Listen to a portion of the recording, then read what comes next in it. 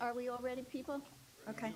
All right, unmute us, please. Good evening, everyone. Township of Edison Zoning Board of Adjustment regular meeting is now in session. Adequate notice of this meeting as required by the Open Public Meetings Act of 1975 has been provided by the annual notice published in the Home News and Tribune on January 20, 2022, and has been posted in the main lobby of the municipal complex on January 5, 2022. Please join me in the Pledge of Allegiance to the flag. I pledge allegiance to the flag of the United States of America and to the republic for which it stands, one nation, under God, indivisible, with liberty and justice for all. Roll call, please, Cassandra. Mr. Ayotte? Here. Ms. Shaw? Here. Mr. Bignell? Here. Mr. Chabra? Here. Mr. Patel? Here. Mr. Skibar? Here. Mr. Barone? Here. Mr. Dave? Here. Vice Chair Kumba? Here. And Chairwoman Federick. Here. Thank you, Cassandra. Before we get started, there's just one correction on the agenda. The case that is listed on the second page of what I'm looking at as Z272022, it's 604 610 Old Post Road. The correct number is Z24 instead of 27. I noticed that there's a lot of new people here this evening, and I have been for over a year now reading a little summary. So I would like everyone to listen to it because it will be very pertinent this evening as to how we work and what we do. Okay? Because there's been a lot of misconceptions as to this board, as to how it operates, including what it may consider and may not consider in its procedures and hearings, I've done this summary. We are all volunteers and do not get paid. We are appointed by council. We all have to attend a state training course, and we have our own in-house session when it is deemed necessary and appropriate. Naturally, during COVID, we were not able to do any in-house training. This year, we have had one.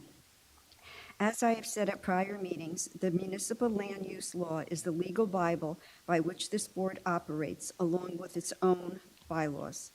This board differs greatly from the planning board. This board is quasi-judicial. That is, it is like a court, and its members like judges. And its impartiality rules and necessity to address matters are in accordance with laws that are the same statewide, not only in Edison. Being impartial means board members are not to discuss the matter with the public until the matter is being heard at a meeting. The board has always and continues to proceed in the following manner.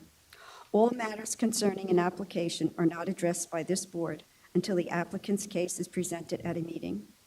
The board engages in no discussions and receives the applicant's submissions only days prior to the applicant's scheduled date. When the applicant has presented its testimony and evidence, the public portion is open to residents within 200 feet of the subject property. Then those outside of 200 feet of the property. Each person is given only one chance to speak. All public are sworn in and subject to cross-examination by the applicant, the board, and the board professionals. The public may ask questions to the applicant and their experts and board professionals. The law allows me as chair to stop anyone from being repetitive in their objections or to attempt to filibuster the board. Such redundancy in conduct prevents the efficient operation by the board. By law, as chair, I am also permitted to stop anyone from speaking if what they are saying is irrelevant to the case and prohibited from the board's consideration. I am also permitted to restrict all public comment to a time frame considered reasonable, which I have limited to 5 minutes in the past and will also reserve that right for this evening. Giving objectors 5 minutes each to speak has been upheld as reasonable in a decision of the New Jersey Superior Court Appellate Division. I am not required to tolerate disruption or disrespect to this board. Once the public portion is closed, that is when I hit the gavel, it is closed, and no one from the public will speak again.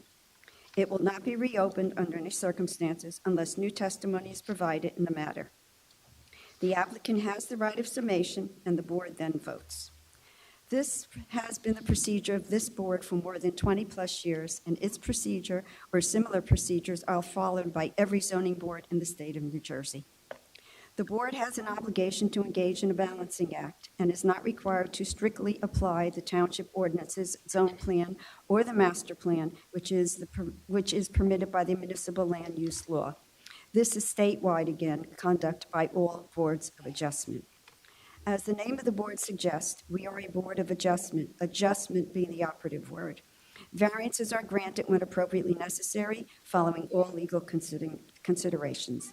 Having said all of the above, the board has and does reserve the right to cease all proceedings as we near 10:30 p.m.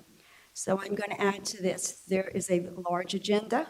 I don't know if all the matters will be gotten to because I just have no idea how long each case will take.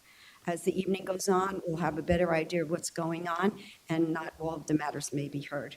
So having said all that, can you please call the first case, Cassandra?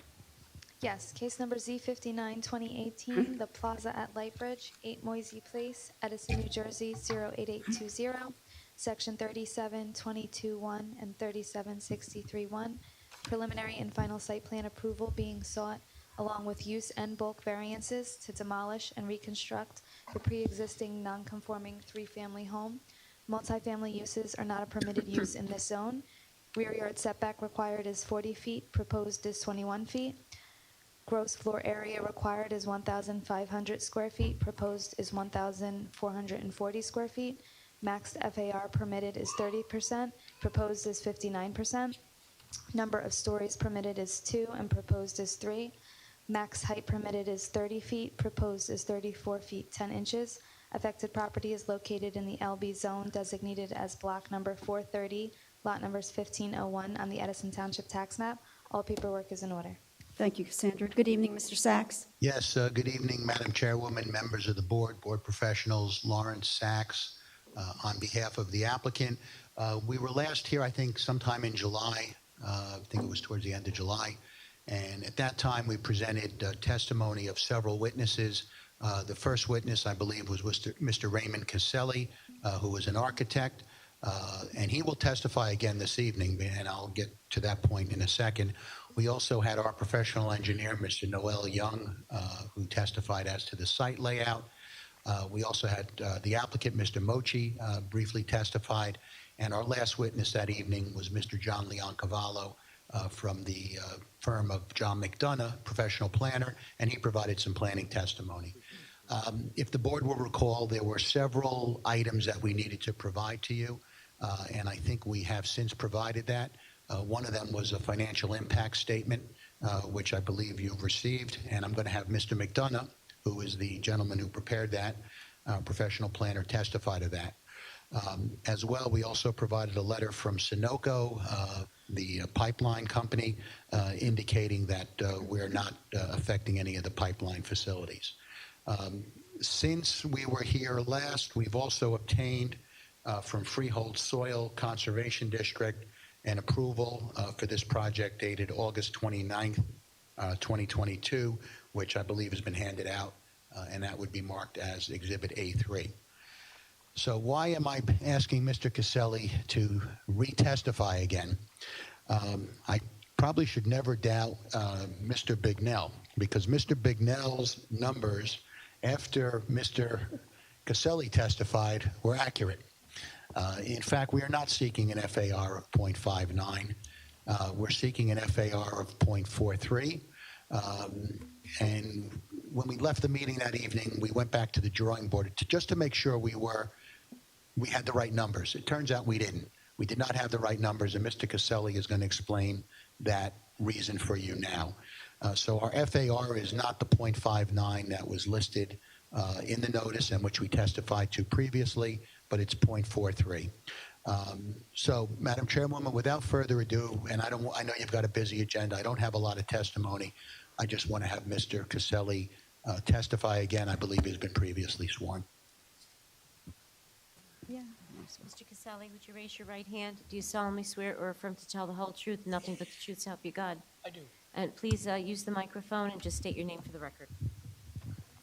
You can be seated and just give us a quick qualifications also, just to put it on record, please. Raymond Caselli, Caselli, excuse me, architect. I'm licensed in New York, New Jersey, and Pennsylvania, and I've been licensed since oh my God, I've been licensed over 40 years. Okay, we'll accept your qualifications. Okay, so Mr. Caselli, you obviously testified at the last hearing, and you heard what Mr. Bignell even said at the last hearing, and then after we left the meeting, we realized that we probably had miscalculated the measurements for the purposes of the floor area ratio. Can you please give the board the benefit of what the proper calculations are and how you came to that analysis? Well, last time there was a discrepancy between the two FARs, and so I went back to figure out just exactly how I calculated the first FAR, which Mr. Bignell had related to. And in doing so, I went to the Municipal Land Use Ordinance online and looked at the two relevant definitions. The one definition is described as floor area, and that means the calculated surface area of all floors within a building excluding cellars. Then I went to the residential floor area ratio, or FAR. It means the result of dividing the total floor area of the residential dwelling, excluding basements and attics, but including garages, by the total land area of the lot. And that was the way I calculated it the first time, and that's how we came up with the original number of 43%. The floor area that I recalculated and checked consists of the surface area of the floors, and I calculated it as if I was buying carpet for each of the units and installing it on the floors. The first floor plan created 1,067.11 square feet, and the second and third floors were 1,079.88 square feet each, with a total of 3,226.87 square feet. That divided by 7,500 produces a 43.43 floor area ratio. The discrepancy comes from calculating to the exterior of the walls, which is not what the municipal land use ordinance states. All right, so essentially then, your first calculation when you came to the 0.59 included the actual exterior walls.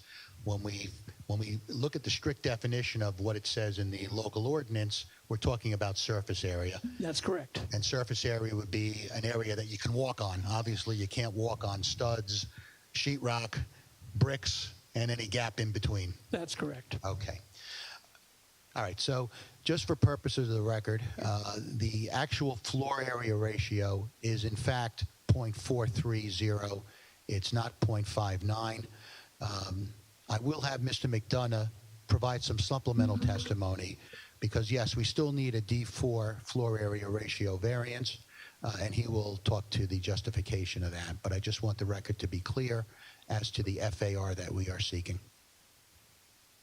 I have no further questions of Mr. Caselli. Does the board have any questions of Mr. Caselli? Okay, moving on. Okay, if I can call Mr. John McDonough.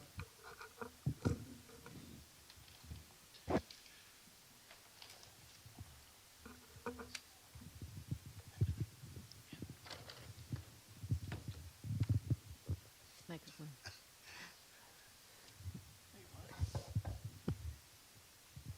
Mr. McDonough, do you solemnly swear or affirm to tell the whole truth, nothing but the truth, so help you God? Yes, I do. And just state your name for the record. Sure. Hi, everyone. My name is John McDonough, MC, capital DONOUGH. Just a few qualifications, please, for the record. Sure. I am a licensed professional planner here in the state of New Jersey. That's current, in good standing, and I have the good fortune of testifying throughout the state and here many times. Okay, we'll accept your qualifications, sir. Thank you, Madam Chairwoman. So, Mr. McDonough, have a seat. Let's talk first about the financial impact and fiscal impact analysis that you provided to this board dated August 19th. That was one of the requests of the board last time. So if you can just give the board the benefit of your analysis and conclusions. Sure. I think it's pretty clear cut that new investment on this property with a decrepit building is certainly going to add value and quality. Not only in terms of the materials and the overall aesthetic of the building, but fiscally as well. The project is the site in its current condition has a very low assessment value. We put in the report here 147,000 and a current tax revenue that's slightly north of $8,000 per annum. Again, investment in this property with 2 town units and 1 flat unit that would be rented out in the range of $2,800 to $3,500 would certainly substantially increase the value of this property from an assessment standpoint. We use $600,000 in the report, which is very conservative. We think based on those rent rolls that we just gave you, it could actually be almost double that and exceed $1.1 million in terms of the value of this particular property. That relates to an increase in tax revenue to the community as well. And we put here in the report, based on the $600,000 market value, or assessed value rather, a tax revenue of $11,437, which is going to be a substantial increase over the current revenue generated from the property. And again, that was a very conservative number, so we actually would see much more coming from this investment in this particular site. Counterbalancing that, we always look at the costs that are associated with residential development. Your community provides services to all your residents in the form of public administration, public works, public recreation. All of those great things that make your town wonderful cost money. And that comes again from the revenue that these residents will generate. And so we counterbalance the cost based on what we call a per capita methodology. It comes out of Rutgers. It's a simple averaging where we look at the municipal budget, we divide it by the number of residents, and we find out what the cost per person would be here in the community. We do apply a little bit of a blending because you have non-residential properties and you have residential properties, you have workers and you have residents as well. But we came up with a per capita cost of approximately $1,000 per person. Every person in this town costs the community about $1,000 or so for those services. And then, of course, this is going to generate a student population as well. Not a substantial one because we're only looking at a very small scale development here. And again, applying multipliers that come out of studies that have been done by Rutgers, we see that there'll be a generation of approximately 2 associated with this 3-family public school age children associated with this 3-unit development. So doing the simple math here, the weight is clearly on the positive side in terms of that $1,000 per person. And also we're seeing a cost of $300 per pupil based on general supplies. In other words, textbooks, writing supplies, those type of things that would go with a typical administration of education here in the community. No additional school costs are anticipated in terms of expanding the buildings with that 2 additional student population, in terms of adding teachers or the like. So again, that's why we're holding that $300 per pupil number. All said, the bottom line, based on that 600,000 square foot assessed value, shows that this property would, with the redevelopment here, would result in an annual fiscal surplus of approximately $2,668 over that which presently exists. And as I said, that's a conservative number. So the reason why we do these fiscal impacts is to evaluate whether a development or a redevelopment would have a negative fiscal impact on a community. And based on simple arithmetic here, the conclusion is that there will not be an adverse impact fiscally on the community. Okay. Thank you, John. Now, John, you also just heard the testimony from Mr. Caselli, our architect, and I know you also were tasked with reviewing this as well. Do you concur with his analysis as to how the floor area ratio was calculated from a planning standpoint? I certainly do, yes. I've reviewed it with him, and I concur. Okay. And let's talk a little bit, and I know Mr. Leoncavallo, I don't want to rehash what Mr. Leoncavallo very explicitly testified to last time. I know he gave a lot of testimony as to the D1 analysis, but let's now focus on the D4. When we testified last time, we were looking at a floor area ratio of 0.59, which we know was inaccurate. Now we're dealing with a floor area ratio of 0.43. Now, I know you're familiar with some of the adjacent residential zones, also the predominant zone, and that provides for a floor, that provides in the ordinance for a floor area ratio of 0.44. Is that correct? That is correct, and this is actually below that threshold. Okay. And in terms of the scrutiny that a zoning board has to undertake when you Excuse me, analyze, Mr. Sachs, you said that the FAR is .44? no, ours is 0.4. No, that the permitted is .44? No, the permitted in this zone is 0.30. Oh, okay, Yes. okay. Okay, yeah. We're proposing 0.43, but I think what Mr. McDonough was referring to was that the adjacent residential zone, and really your predominant zone in town, provides for a 0.44 Okay. FAR. But let's talk a little bit about the analysis, because when you're analyzing the D1 proofs and the D4 proofs and the D6 proofs, the D4 and D6 are a little bit different. Am I correct? They are different. They're called D variances, but I still say they're not use variances. They're bulk. All right, so let's just talk about the D4 and D6, again, scrutiny, and if you want to refer to the Coventry Square and whether, how site suitability fits into that. Sure, and again, only by way of recap, I won't completely rehash, but what was so important to me about this application, we gave the board what we think were very practical reasons with illustrations with mapping and real-world photographs, which we took with the drone, to show how this particular site integrates into the surrounding neighborhood. This is sort of a hole-in-the-donut application that has seen development all around it. We've got the influence of the roadway. We've got the influence of those non-residential developments. And this is sort of a remnant pocket that is conducive to residential because it has accommodated residential for many, many years. We originally started with a much more aggressive, much more intense development here. Through an interactive process, this plan has been substantially scaled back to a point where the density, where the floor area, where the overall massing of the project fits and nicely knits and integrates from a physical standpoint with the surrounding landscape. And again, you have proof positive in the photographs that were provided as to the mass and scale of those buildings, particularly the commercial building right next door, which this building is going to be less than, not greater than. And this is not going to stand out as an anomaly visually in terms of how this particular floor area integrates with the surrounding neighborhood. So we always consider visual impacts. This is going to be a high quality, highly aesthetic, highly amenitized building. So it is going to, again, add aesthetic value to the neighborhood, not detract. The other aspect of that is we look at the functional effects of going with additional FAR and whether this is over intensity of use or over development, and all the indicators of intensity or lack of overdevelopment here are met. Particularly the parking standard is met, water, sewer capacity are all there.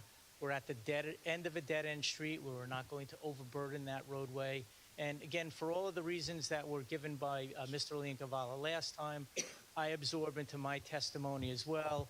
The FAR, the D1, the D6, all sort of integrate here in justifying what is really a good application and is going to be a positive investment in this site. Okay, and in terms of parking, I know we don't require any parking variances. Is that correct? Comply, that's We correct. totally comply.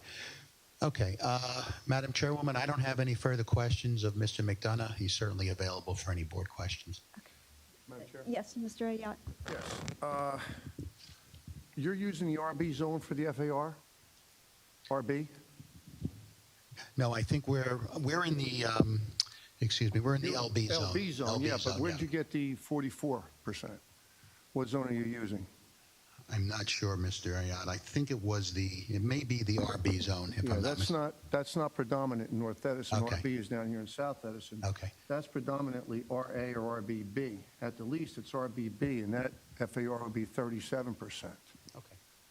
So I just want to point that out to the board.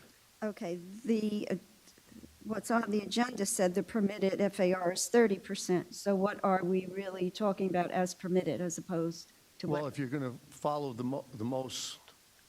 you're going to follow the closest residential zone, that would be the RBB. And that's .37? Correct. Okay, so we're doing .37 allowed against .43. Okay, got it. Anything else, Mr. Ayotte? No, not this time. Does the board have any questions of Mr. McDonough? Mr. Kamba? Yes, thank you, Madam Chair. Through you, Madam Chair.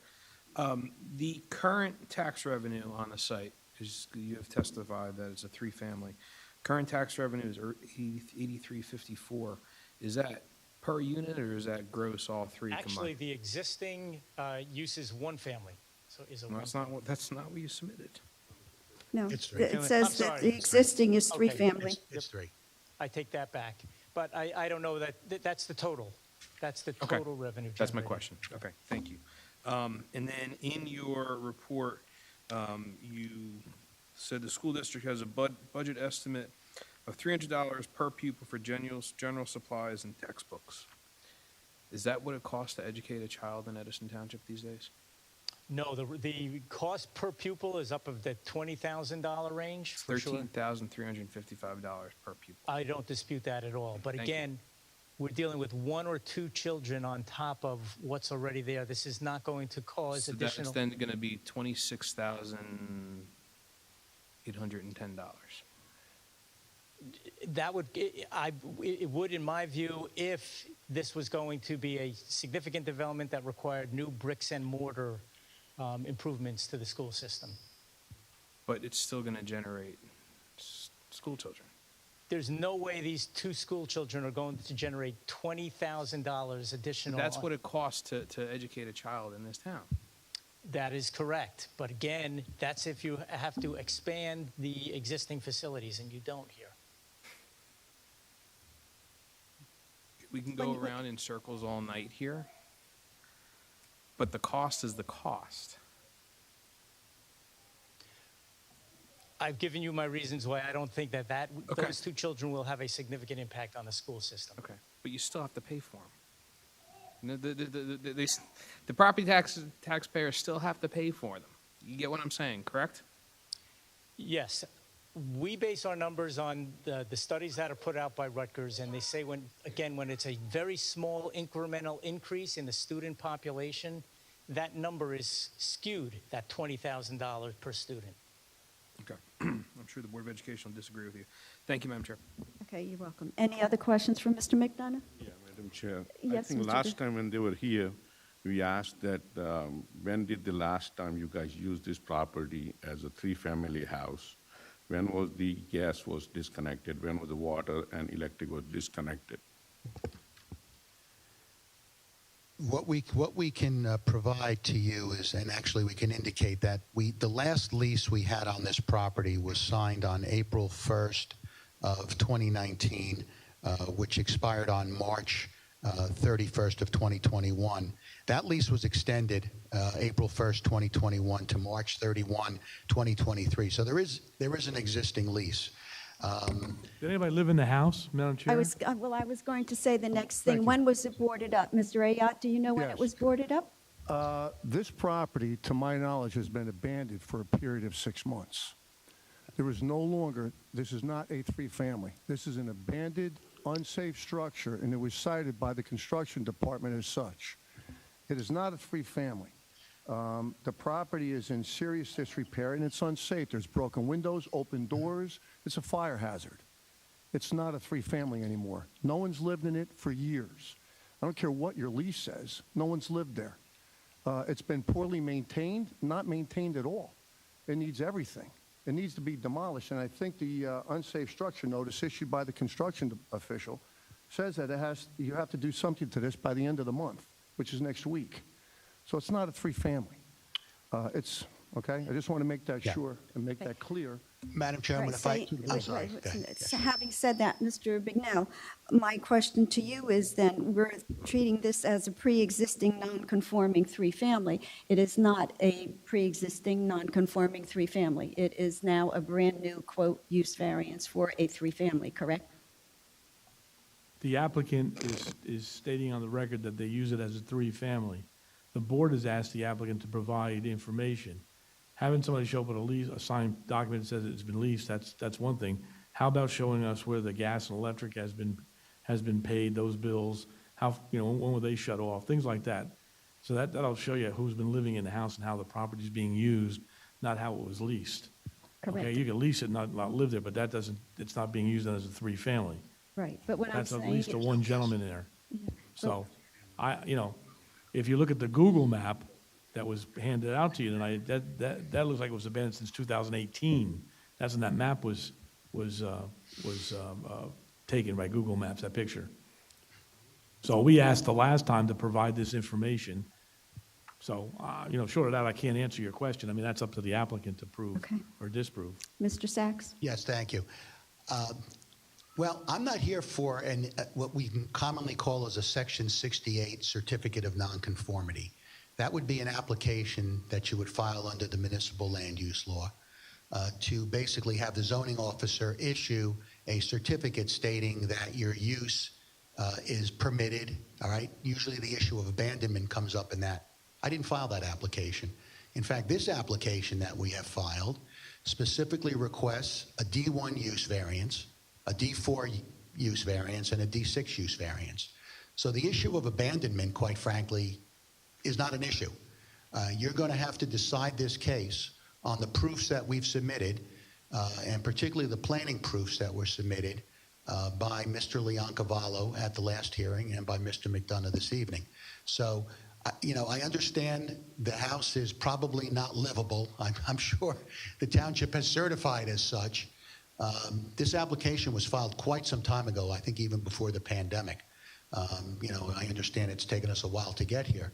But the bottom line is that we are seeking tonight to build a brand new 3-family structure here to replace a 3-family structure that was there in the past.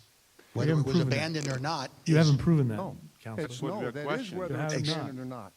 I'm sorry, Madam Chair. No, go ahead. We have to Most get them certainly straightened is the out. I'm sorry? We have to get this straightened out, so go right Okay, yeah. ahead. It most certainly is the point that it's not a 3-family. And it has not because he abandoned the use by not maintaining the non-conforming use. He abandoned it.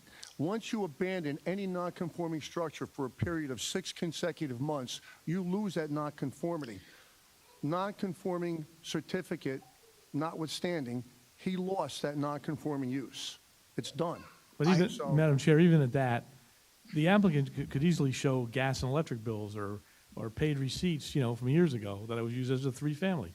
That's easy enough. That should be documentation that they readily should have.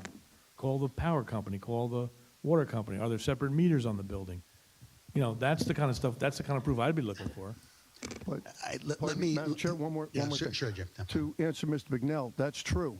But the fact that it's been untouched, unused, unmaintained, in disrepair for 6 months disqualifies it as a 3-family. And then the argument, Madam Chair, would be the applicant is seeking a 3-family on this piece of property, but I don't think you can use the argument that it was a prior 3-family unless they Correct. prove that to you. That's So correct. they are seeking a D1 variance, which is fine, but you can't use the argument that, it was used as a 3-family in the past if you can't prove that it was a 3-family. At the most, it might have been a 2-family from looking at the building, but I don't know. You can't tell from those pictures. There's no separate entranceways. There's no, show us that kind of stuff. Show us meters, electric meters. Show us water meters. Show us bills, paid bills, that type of stuff. And then you can use that argument, but they're not prepared to do that tonight. So really, they shouldn't be allowed to say then, it was used as a 3-family in the past, and that should be why it's particularly suited. That shouldn't be the case tonight. So Okay. what I'm So we're getting- back to a D1 variance where he has to put his proofs on the record why it should be, that light or the LB zone should be used as a 3-family. That's And what I they don't, should do. So I I'm- don't disagree with Mr. Bignell, and that's, if you recall the testimony at the last hearing, Mr. Leoncavallo testified as to several factors on the D1. He testified as to the positive criteria. He testified as to the negative criteria. He testified as to the special reasons, and he testified as to the site suitability. So it will be up to this board ultimately to weigh that testimony as to whether or not you believe we've satisfied the criteria for a D1. I would probably respectfully suggest the D4 and the D6 is probably subsumed in that testimony, although on a D4 and D6, the scrutiny is not as lofty as it would be on a D1. But again, I believe Mr. Leoncavallo testified to that. The issue of the history of this property, and I'm not going to argue with Mr. Ayat. I have too much respect for him. But all we were trying to portray at the last hearing is that this property had been utilized as a 3-family. It was taxed as a 3-family, all right? that just goes to one of the factors as to whether or not this particular site can handle a three-family use on the property. Now, more importantly, the prior use of this property did not have any off-street parking. This particular site has ample parking. We're satisfying the parking ordinances under the RSIS. So we're providing off-street parking. Mr. Leoncavallo also testified at the last hearing as to the surrounding area. We're totally surrounded by industrial or commercial activity. This is really the only remaining residential use that was in the property. Your tax bills show it as a residential use. It doesn't show it as an office, as a residential three-family use, but it doesn't show it as an office. It doesn't show it as a warehouse, et cetera. So anyway, I'm not going to get into an argument on the issue of abandonment because I don't think that's really the proper consideration for this board. Well, but one thing, Ms. Shaw has her notes from the last meeting, and when he testified as to the D1 variance, he testified as it being a pre-existing non-conforming structure. It is not a pre-existing non-conforming structure because it can't be pre-existing because it's been abandoned. So I think what Mr. Bignell has suggested is that we need proof that it has been abandoned, and we then have to have some testimony as to it not being a non-conforming pre-existing, but just, quote, a use variance. Am I correct, Mr. Bignell? Did I say that right? Yeah, is there any floor plan that shows it, or 3 separate apartments, 3 separate kitchens, 3 separate entranceways? You're talking about an existing Yeah, floor plan? I'd like to give you the benefit of the doubt, but, without that, it's hard to, I'm looking at Yeah. pictures, there's only one front door on this thing. Yeah. Mr. Bignell, we don't have a pre-existing floor plan. I mean, obviously, we have the proposed floor plan. So it would be your testimony that there were 3 kitchens in this building at some time? Yeah. Yeah, I mean, I can bring up Mr. Mucci if you'd like, but, Well, and I think he did testify at the last hearing. And just, Yeah, he testified that it wasn't abandoned, so that No. isn't- Well, abandonment is a legal issue. With all Right. due respect, Madam Chairwoman, I'm sure if I were to go out to the public, I think abandonment is really a legal issue that we would have to Okay, deal with at so- another time. Well, if you see the weeds growing up in front of the front door, I mean, I don't know how Well- more abandoned that's going to get. Yeah. you know? Well, I think that's the reason why we want to take it down, Mr. Bignell. You No, I understand that, but Yeah, right. I just think that we need to get the right argument on the record so the board can make the decision. That's all. Okay. So I will go to the board right now so we don't belabor this. Is the board think they are in a position that they would like the extra additional information that Mr. Bignell is requesting, that we know that it was abandoned, and this way we need more testimony on the D1, since the D1 was testified to as a non-conforming pre-existing, which it is not? Yes, Mr. Kamba? Yes, Madam Chair. Yes, you agree with me. Yes. The rest of the board agrees with me? Okay. Having said that, Mr. Sachs, we would like some proof, and I guess we have to have more testimony on the D1 as it now being a use and not a pre-existing, non-conforming use. Madam Chair? Say that 3 times fast. Yes. Madam Chair, since the building has not been torn down, Correct. I'm sure you still have access to inside the building. Why can't you go take a few pictures and just, show the board that, this is how the 3-family operated? And that would solve that issue, I guess. It's still been abandoned. but then We they can do that. Okay. Then they can weigh Thank then they you. can weigh the balancing of Hold whether on. it was or it Mr. isn't. Bignell, Hank, no one can enter the building without permission from the construction official. It's been posted as an unsafe structure, and it is really unsafe. So I don't want anyone going in there and risking a life, limb, or injury to take pictures. So I'd rather them come upstairs and meet with the construction official to gain permission All right. to access the property, because right now it's That's unsafe. fine. Yeah, whatever the law says, but that'd be easy solution to get some pictures of it inside. Okay, so having said all of this, Cassandra, when can we put the case on again for some more information? Well, how long is it going to take them How to get long this do you think you information? need, I don't Mr. wanna- Sachs? You want another month? You want to go in the end of October, beginning of November? You tell us. When is your last October meeting? October is full, honestly. I wouldn't even feel comfortable putting it on there. I would say November 29th would be You don't have one sooner where than I that? can. Yeah. No, our October agendas are full. All right. Okay, so this is for anyone interested in for anyone that wants to hear more in this case. This case is being carried to the November 29th meeting. There will be no renotice necessary, and we'll be getting more information at that time. And that's where it stays right now. We don't go out to the public until they come back. Okay, good evening, Okay. Mr. Sachs. Thank you. Thank you. We'll see you November 29th. See you in November. Yep.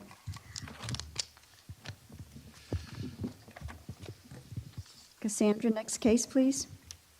Yes, case number Z26, 2022, Pavithra Ramalingam, 5 Royal Drive, Edison, New Jersey, 08820, section 37-416 and 3763-17. Bulk variances to construct a 920 square foot deck attached to the rear of the existing single-family dwelling. Max deck coverage permitted is 3% or 347.6 square feet. Proposed is 7.94% or 920 square feet. Rear yard setback required is 30% of the lot depth or 30 feet. Proposed is 6.5 feet. Affected property is located in the RBB zone designated as block number 500, lot number 59 on the Edison Township tax map. All paperwork is in order. Mr. Emmelingan, would you raise your right hand? Do you solemnly swear or affirm to tell the whole truth, nothing but the truth, so help you God? Yes, I do. Pull the microphone closer Yes, I do.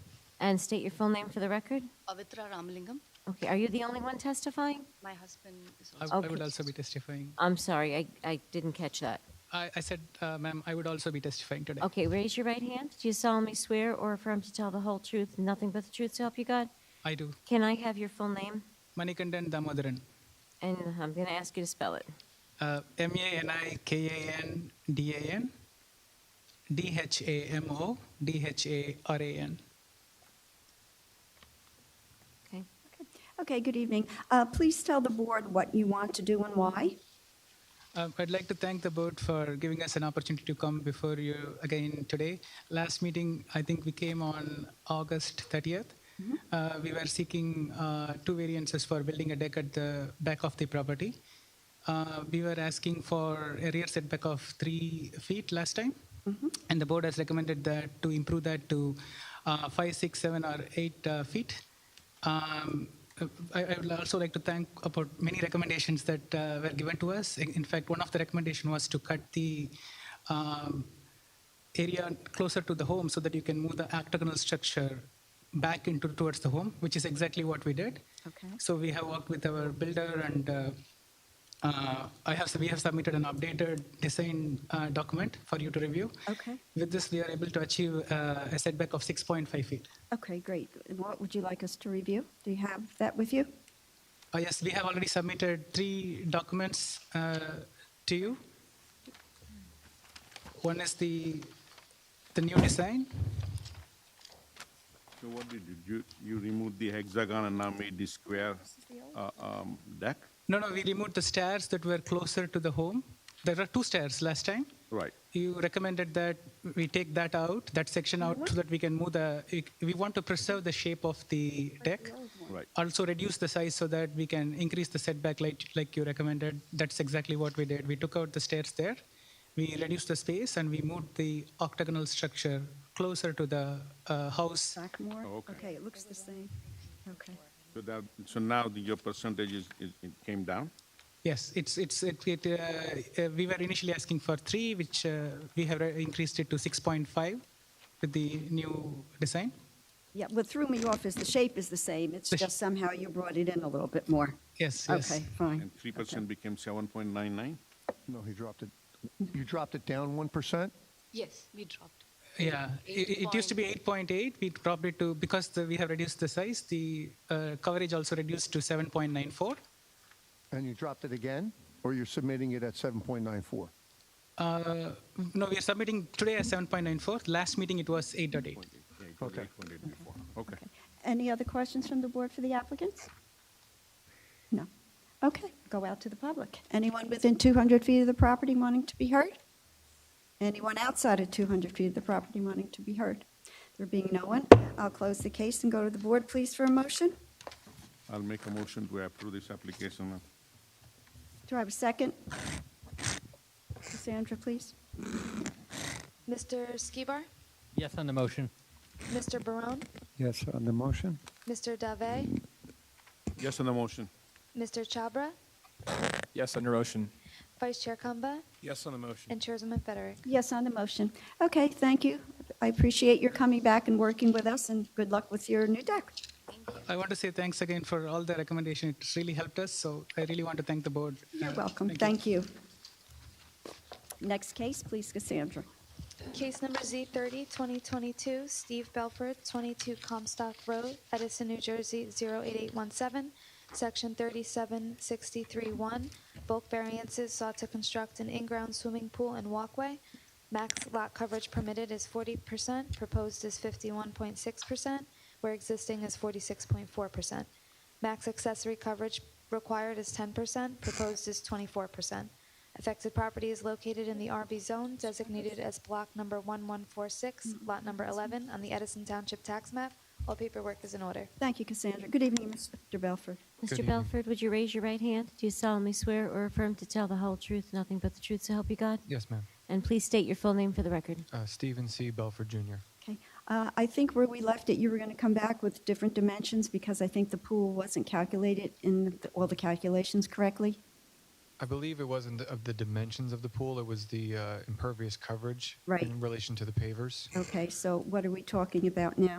Okay, so my engineer came up with a few different numbers for me. So he said if we use a 50% pervious paver system on just the proposed walkway around the pool, it would take the numbers to 42.9% coverage, lot coverage.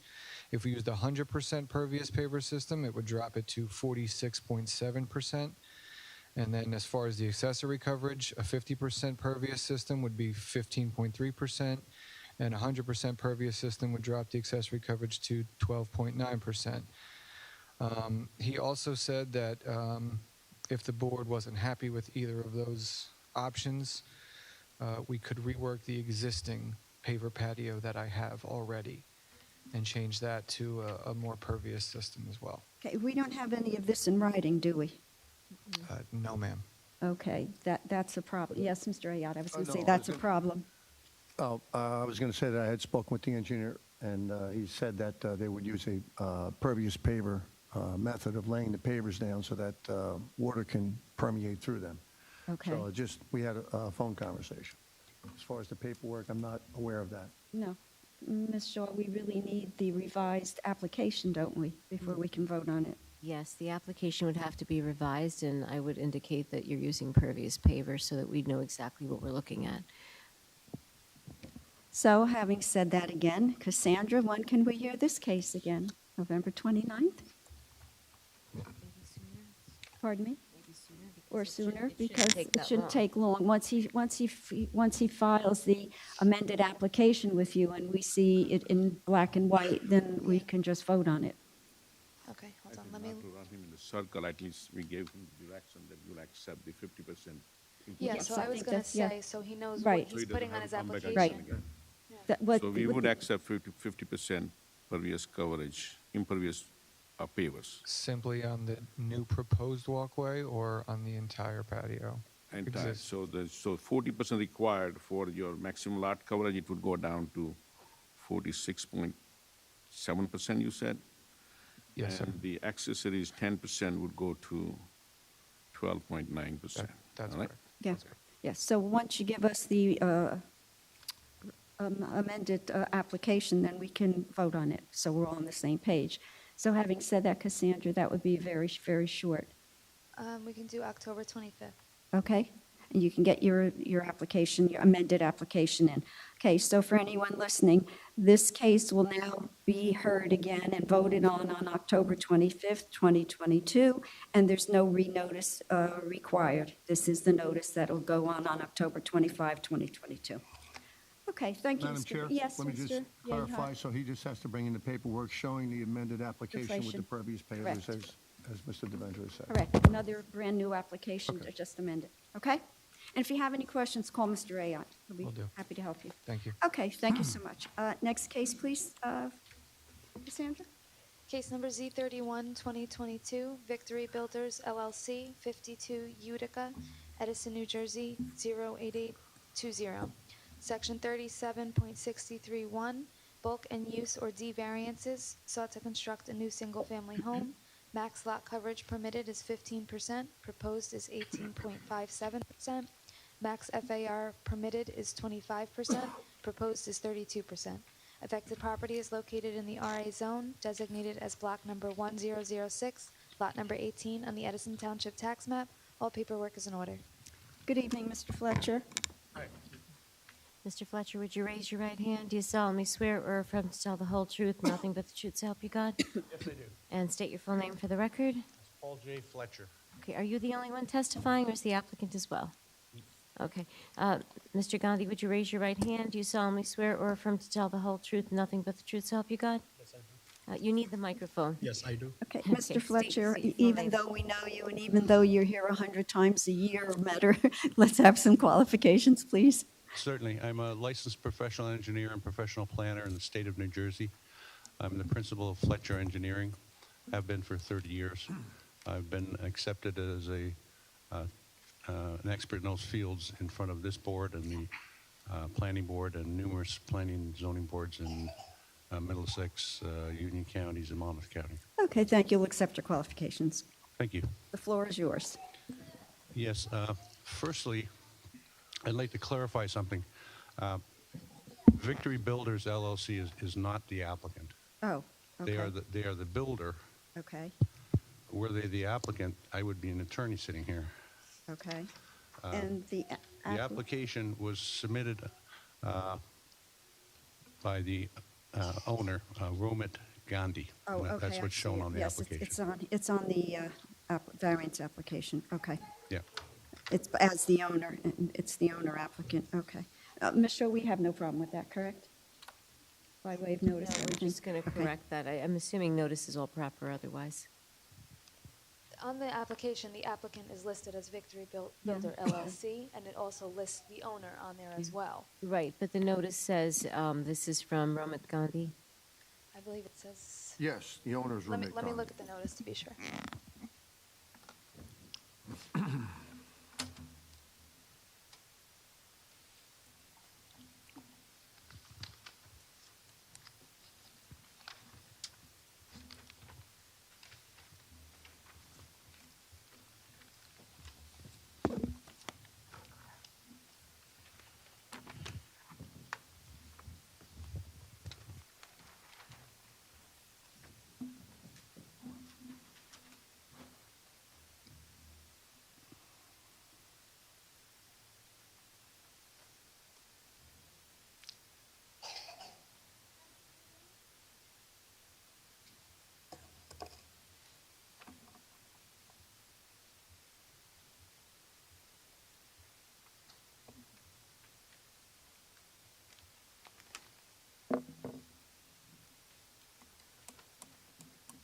Ms. Shaw? Okay, so the notice specifically says Victory Builders LLC on behalf of Romit Gandhi, but that's inaccurate. Is that correct, Mr. Gandhi? Yes. Okay, so I think in all other respects, the notice is proper. So I think that correction is an amended, you will have to submit an amended application after the fact, but you need to amend it so it indicates that you are the applicant, and we'll accept the amendment for today's purposes on the record. Okay. Okay, thank you. Okay, go ahead, Mr. Fletcher. Thank you. Yes, the subject property, commonly known as 52 Utica Road, it is Lot 18 in Block 1006. It's on the south side of Utica Road, about 500 feet west of Parker Road. It's a 20,000 square foot lot, dimensioned 100 feet wide, 200 feet deep. It's in the RA zone. The applicant intends to demolish all existing structures and construct a new two-story single-family dwelling. There are two variances being requested.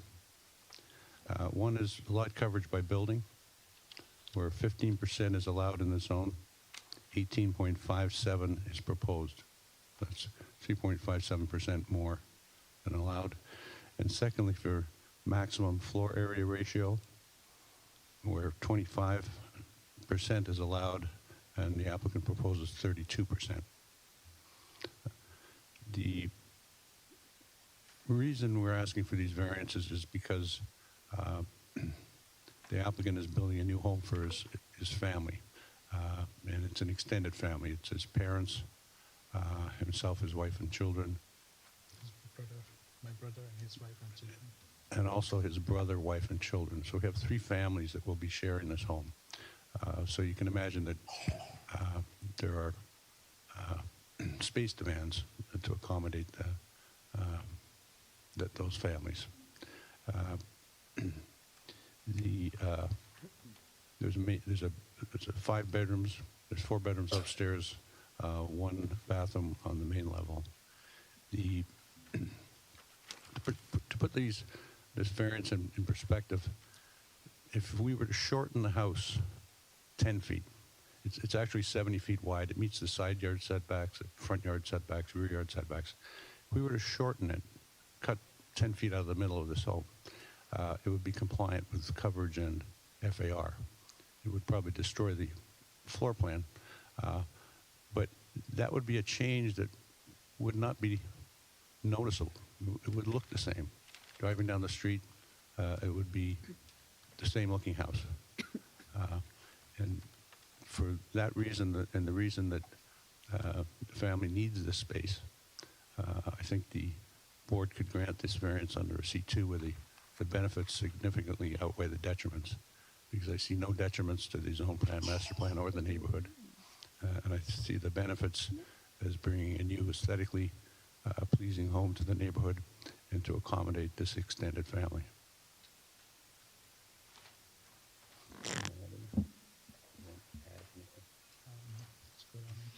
That's basically our case. Mr. Fletcher, this is a D variance, right? Is that what you said? Because it's Yes. FAR? Yes, it is a D variance for floor area ratio. And I think the lot is Are there particularly any well suited for Are there this any use. additional, is there any additional testimony that you could provide as to the D1 variance? Just that it is particularly well suited for this proposed use.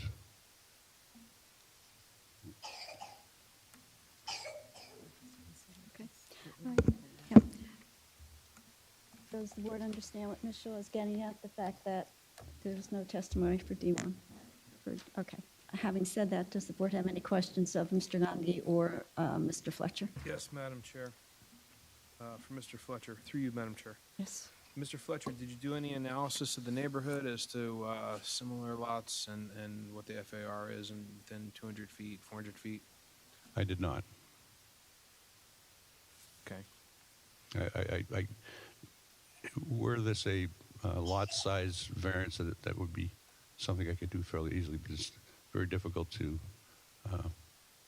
determine the square footage of existing homes. There are, and I'm very familiar with this neighborhood, Utica and Parker. There's a ton of new homes going up, large homes. Okay. But we didn't do any particulars.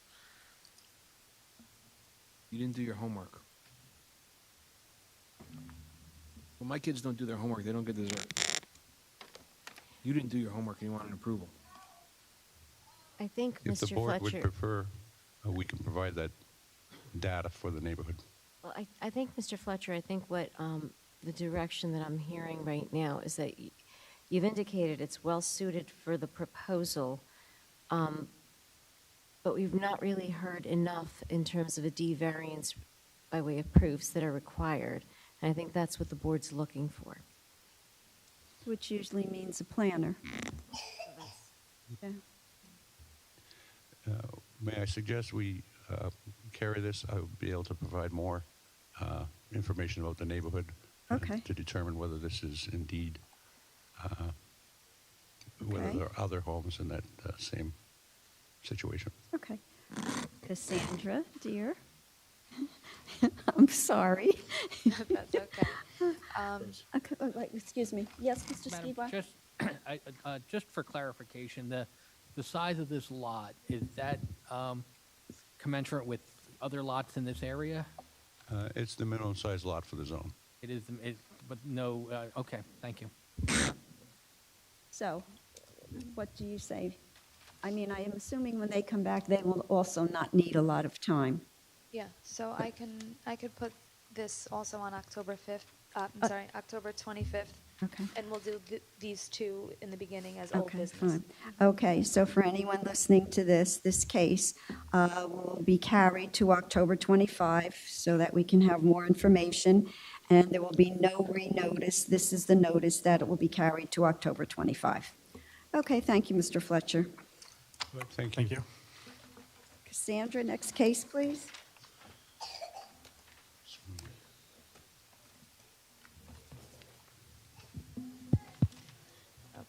Case number Z32, 2022, Pankaj Sharma, 202 Compton Avenue, Edison, New Jersey, 08820, Section 37, 4.3 F1, bulk variance sought for compliance on a 6-foot fence installed on a corner lot. Fence was installed without prior approvals. Front yard setback for 6-foot fence on a corner lot is required at 12.5 feet. Proposed and existing is 0 feet. Affected property is located in the RB zone, designated as Block 965, Lot number 1702, on the Edison Township Tax Map. All paperwork is in order.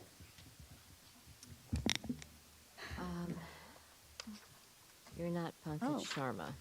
No. Okay. I'm Deepti, so that's Okay, my husband. He had Let me start with Mr. Fletcher. Mr. Fletcher, I know you've been just sworn, but would you raise your right hand? Do you solemnly swear or affirm, tell the whole truth, nothing but the truth, so help you God? Yes, I do. Okay, and just state your full name for the record. Paul J. Fletcher. Okay, is the applicant also going to be testifying? Yes. Okay, and raise your right hand. Do you solemnly swear or affirm to tell the whole truth, nothing but the truth, so help you God? I do. And would you give me your name, full name, please? Deepti Dhiman, so Deepti, and the last name is Dhiman. And you're also an owner, is that correct? Yes. Okay. Okay, do we have any problem with the agenda having someone else as the owner? Because I think they're both owners. Okay, fine, okay. yeah. Mr. Fletcher, since we just had your qualifications, I won't ask for that and just say that I will accept your qualifications, and the floor is yours. Thank you. I will ask a question. How did this happen?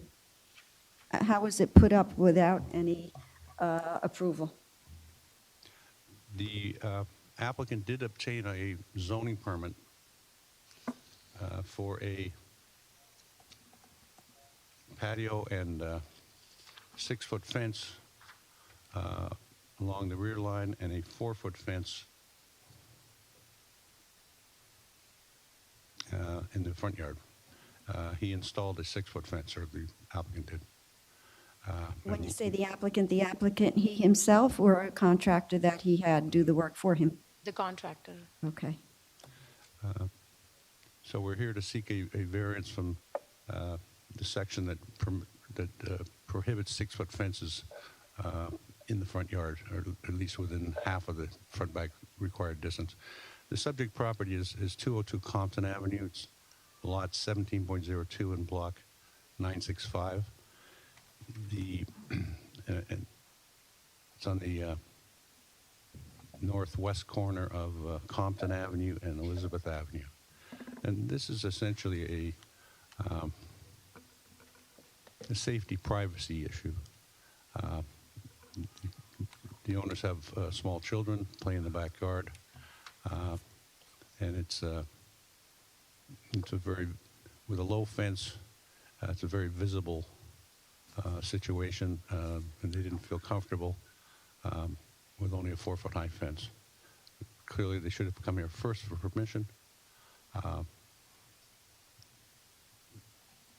I'm not sure exactly how it transpired, but they are seeking approval.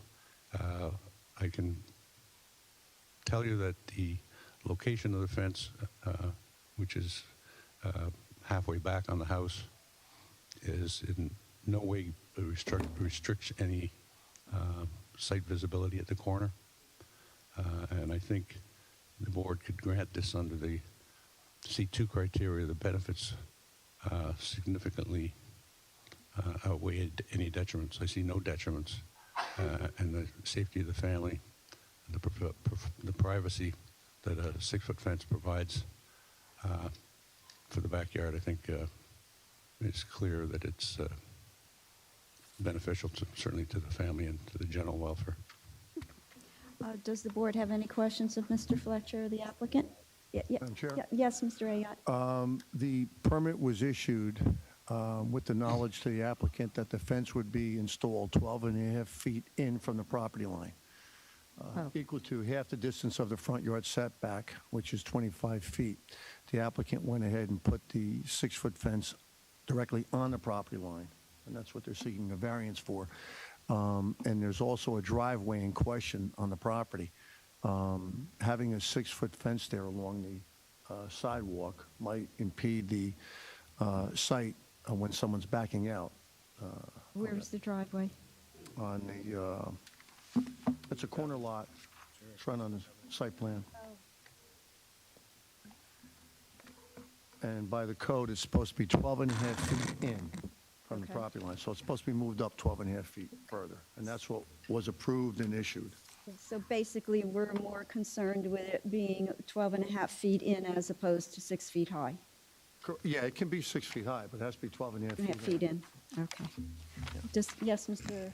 Kamba? Well, just from Mr. Mr. Ayotte, so I would think that the 6 feet high, given its proximity to the driveway, would be the issue. I think that piece that's on an angle there, Yes. and because you just put a light bulb on in my head here, because you're backing out of the driveway and you have a Correct. 6-foot fence, you can't see a car whipping around that bend. That's a correct. safety issue right there.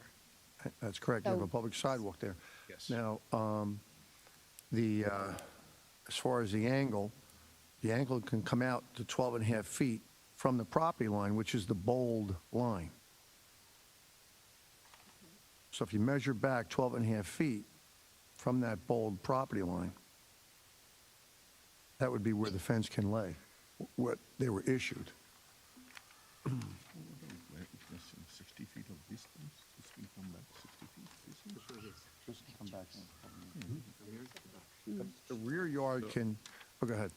Mr. Fletcher, you're talking about 60 feet of PVC fence that need to be removed and relocated 12 and a half feet back in. You can reuse the same materials, and you have probably like 10 or 11 posts, the wood posts that you can put back in, or new post, and move that back. No? It could be done. Okay. So that's, It's less than 60 feet. yeah, it's a 60-foot fence. Any other questions for the applicant or Mr. Fletcher? I think the applicant would like to say something. Yeah. Sure, go ahead, ma'am. So I was just sharing, what you guys were discussing. So the main concern that you're saying is, it's next to the garage. So, I mean, I've submitted some pictures of how that looks.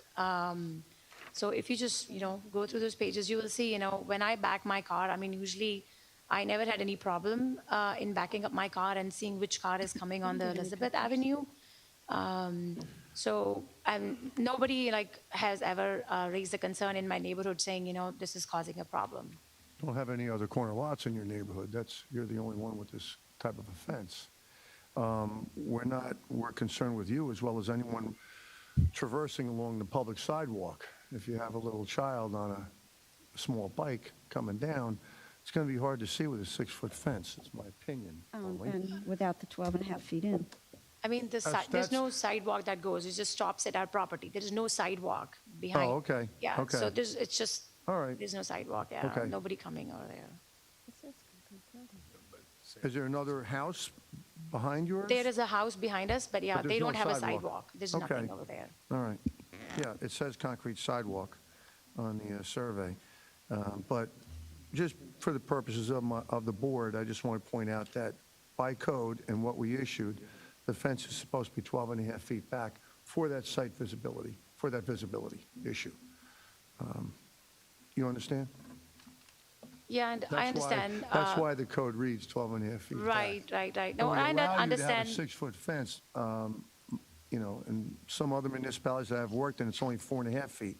So Edison is granting a 6-foot fence there, and, so. I mean, the only reason that we put, for 6 foot was since, it's a corner lot and we have seen a lot of strangers standing there and, smoking, and I've even collected beer bottles in the morning. So I was really concerned about my kids' safety, and putting a 4-foot fence was of like no use because our house is like little raised. So a 4-foot fence from inside will be like a 1-foot fence. So it's useless from inside. So that's why we raise it to 6 foot so that, there's more privacy and there's more safety concern. My kids are like kindergartners and, second graders. So Sure, sure. Yeah, we're not so much concerned with the 6 foot as we are with the 12 and a half feet in. Correct. Correct. Okay. Does the board have any other questions? No? Okay, I'll go out to the public. Anyone within 200 feet of the property wanting to be heard? Anyone outside of 200 feet of the property wanting to be heard? There is none. I'll go to the board for a motion, please.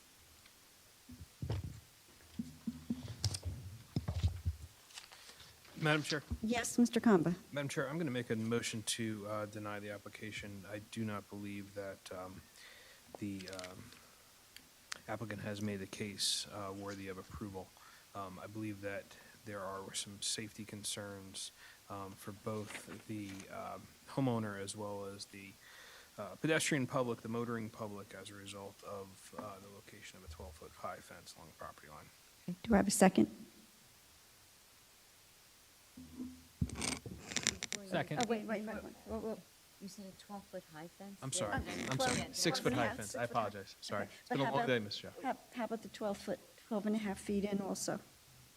Well, it would be 0 feet on the property. It would be directly on the property line. No, it's on the property line now. It's supposed to be 12 and a half Yes. feet in. But as if it were compliant, if they Oh, had I done see it what that you're way, saying. they wouldn't be Okay, here. okay, correct, got it. Ay. Okay, do I have a second? Second. Okay. Roll call, please, and this is to deny the application. So Yes, I know this is always, if you want to deny it, it's yes to deny. That's not the question. The question is the fence is already been built. Well, It means that they'll have to move it back. correct, So by denying the application, the fence has to go back 12 back, and a half feet. correct. No, exactly. And they Correct, would have to exactly. then abide by the zoning permit that Permit. was issued by your office. So we have a retaining wall right there because our property was, the backyard was like, had a big slope like this. So there's a 2-foot retaining wall. You really can't testify anymore since we've now made a motion, unfortunately. So we have a motion to deny, which means that the fence has to be put in, it has to be moved to be in accordance with the permit that was issued. We have a motion for that. We have a second. So we now have a roll call. And as I say, if you agree, this always becomes a problem. If you say you want it denied, as the motion is stated, it's yes on the motion, and if you don't want to deny it, it's no on the motion. Does everybody understand that?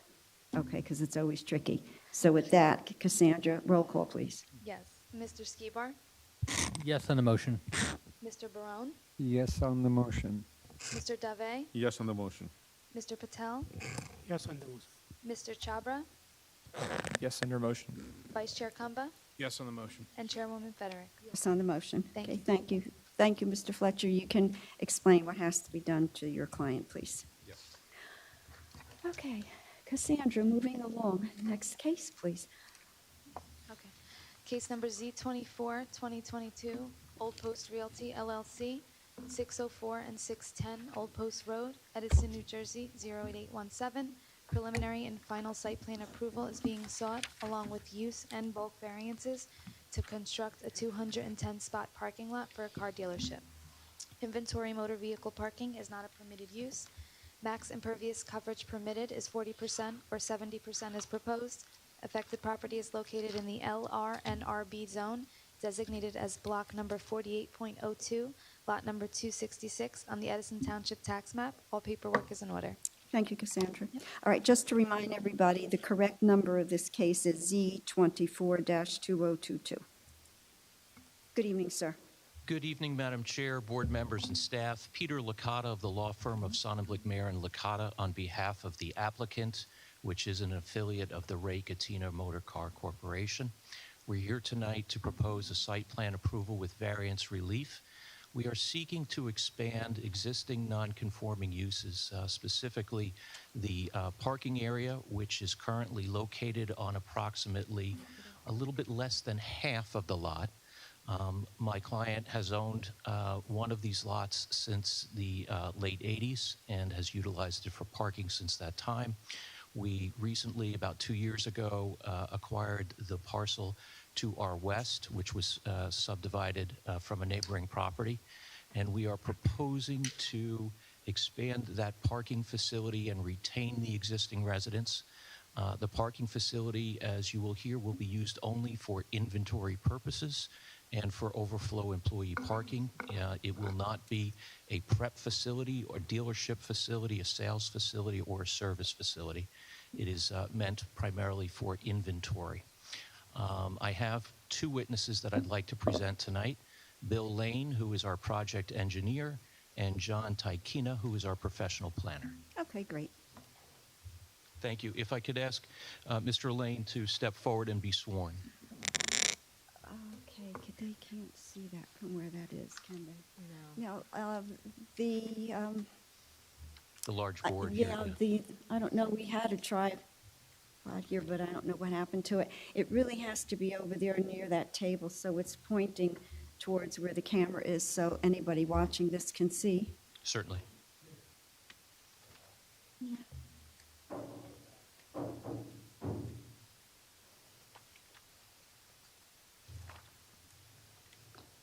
Ben, is that okay? Can you get that? Okay, great, perfect. Yeah, it has to be there, otherwise they can't get it on the come around. You can come around over there, because that's the only way they could see it on TV, unfortunately. Is that still okay, Ben? Okay, great. Okay, Mr. Licata? Thank you, Madam Chair. John, would ask that you be sworn in, please. Raise your right hand. Mr. Lane? Yes. Okay, do you solemnly swear or affirm to tell the whole truth, nothing but the truth, so help you God? Yes. And just state your full name for the record. William Lane, Lane. Some qualifications, please, Mr. Lane? Yeah, I've been with Menlo Engineering for a little over 37 years. I've been a licensed professional engineer in the state of New Jersey for over 25 years. I've done probably 7, 8 projects with Ray Catine over the years. I've testified in front of probably 90 to 100 boards throughout the state of New Jersey, including Edison. Okay, we'll accept your qualifications. Go ahead, sir. Thank you. Thank you, Mr. Lane. I see that you have a large color illustration on the board. Is that an enlarged version of something you've previously submitted, or is that something new we should mark as an exhibit? Yeah, that's basically the outbound overlaid on an aerial of the property in the surrounding area. So that is a new exhibit then? Yes. A1? A1, thank you. Bill, could you give the board an overview? Excuse me, before I continue, do you have, Cassandra, do you have an 8.5 by 11 for the file on this? So anything that you have a large exhibit, she would need, so a resolution will not be finalized or prepared until that is submitted. If you have one, that would be great, or even if it's, that would work as well.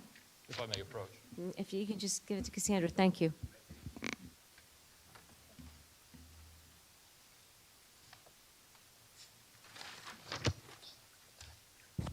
Bill, could you begin by giving the board an overview of the site and its surroundings? The site is known as Block 266, Lot 48.02. It's approximately 2.99 acres. We have Old Post Road to the south, Lot 3.02, and the Edison Senior Housing to the east. We have the 100-foot PSC&G right-of-way to the north, and then to the west, we have Lot 1.01. The site currently has a single-family house out along Old Post Road. Behind that, there's a 3,200 square foot garage. Those both are going to remain. With that, we have a paved area along the eastern side of the property, which can accommodate approximately 100 inventory vehicles. And as you can see on the aerial, that's pretty much what's out there. Also to the west and north, the site is predominantly wooded. There's also an existing driveway that services the site that's along the eastern portion of the property. The majority of the site lies in the RB zone, with about 20% that lies in the LR zone. Thank you. So again, As it relates specifically to our property, the existing developed portion is to the east, Correct. and that is where there's currently approximately 100 spaces? Correct. With a block garage, the house? Yes. And pavement. Is there any stormwater management there currently? Nothing today, no. There is not. Is there stormwater management proposed as part of the expansion? Yes. And does that conform to current regulations? Yes. Okay, thank you. The property further to our east, I guess it's a triangle-shaped property. Correct. What's the nature of the structures or uses there? Is that just a one-family home? Is it a multi-structure, multi-use? It seems to be a mixed use. It looks like there's rental properties and probably maybe a commercial business out of there. There's a lot of, it seems to be storage going on the site. And that's illustrated on the aerial that we've marked as A1? Correct. Okay. And then to our west, there appears to be a single-family residence, which is largely wooded. Is Yes. that correct? Okay. And what would you say is the distance from our proposed edge of pavement on the westerly side to that residence? Approximately 75 feet. 75 feet, okay. And across the street, there are more wooded residential lots? Correct. Exactly. Great, thank you. Could you review the board engineer's report and recommendations and address?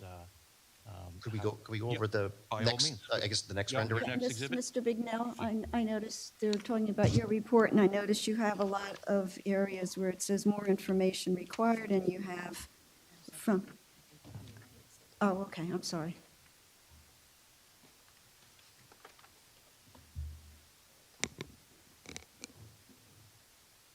Again, you have something for the border, yeah, okay.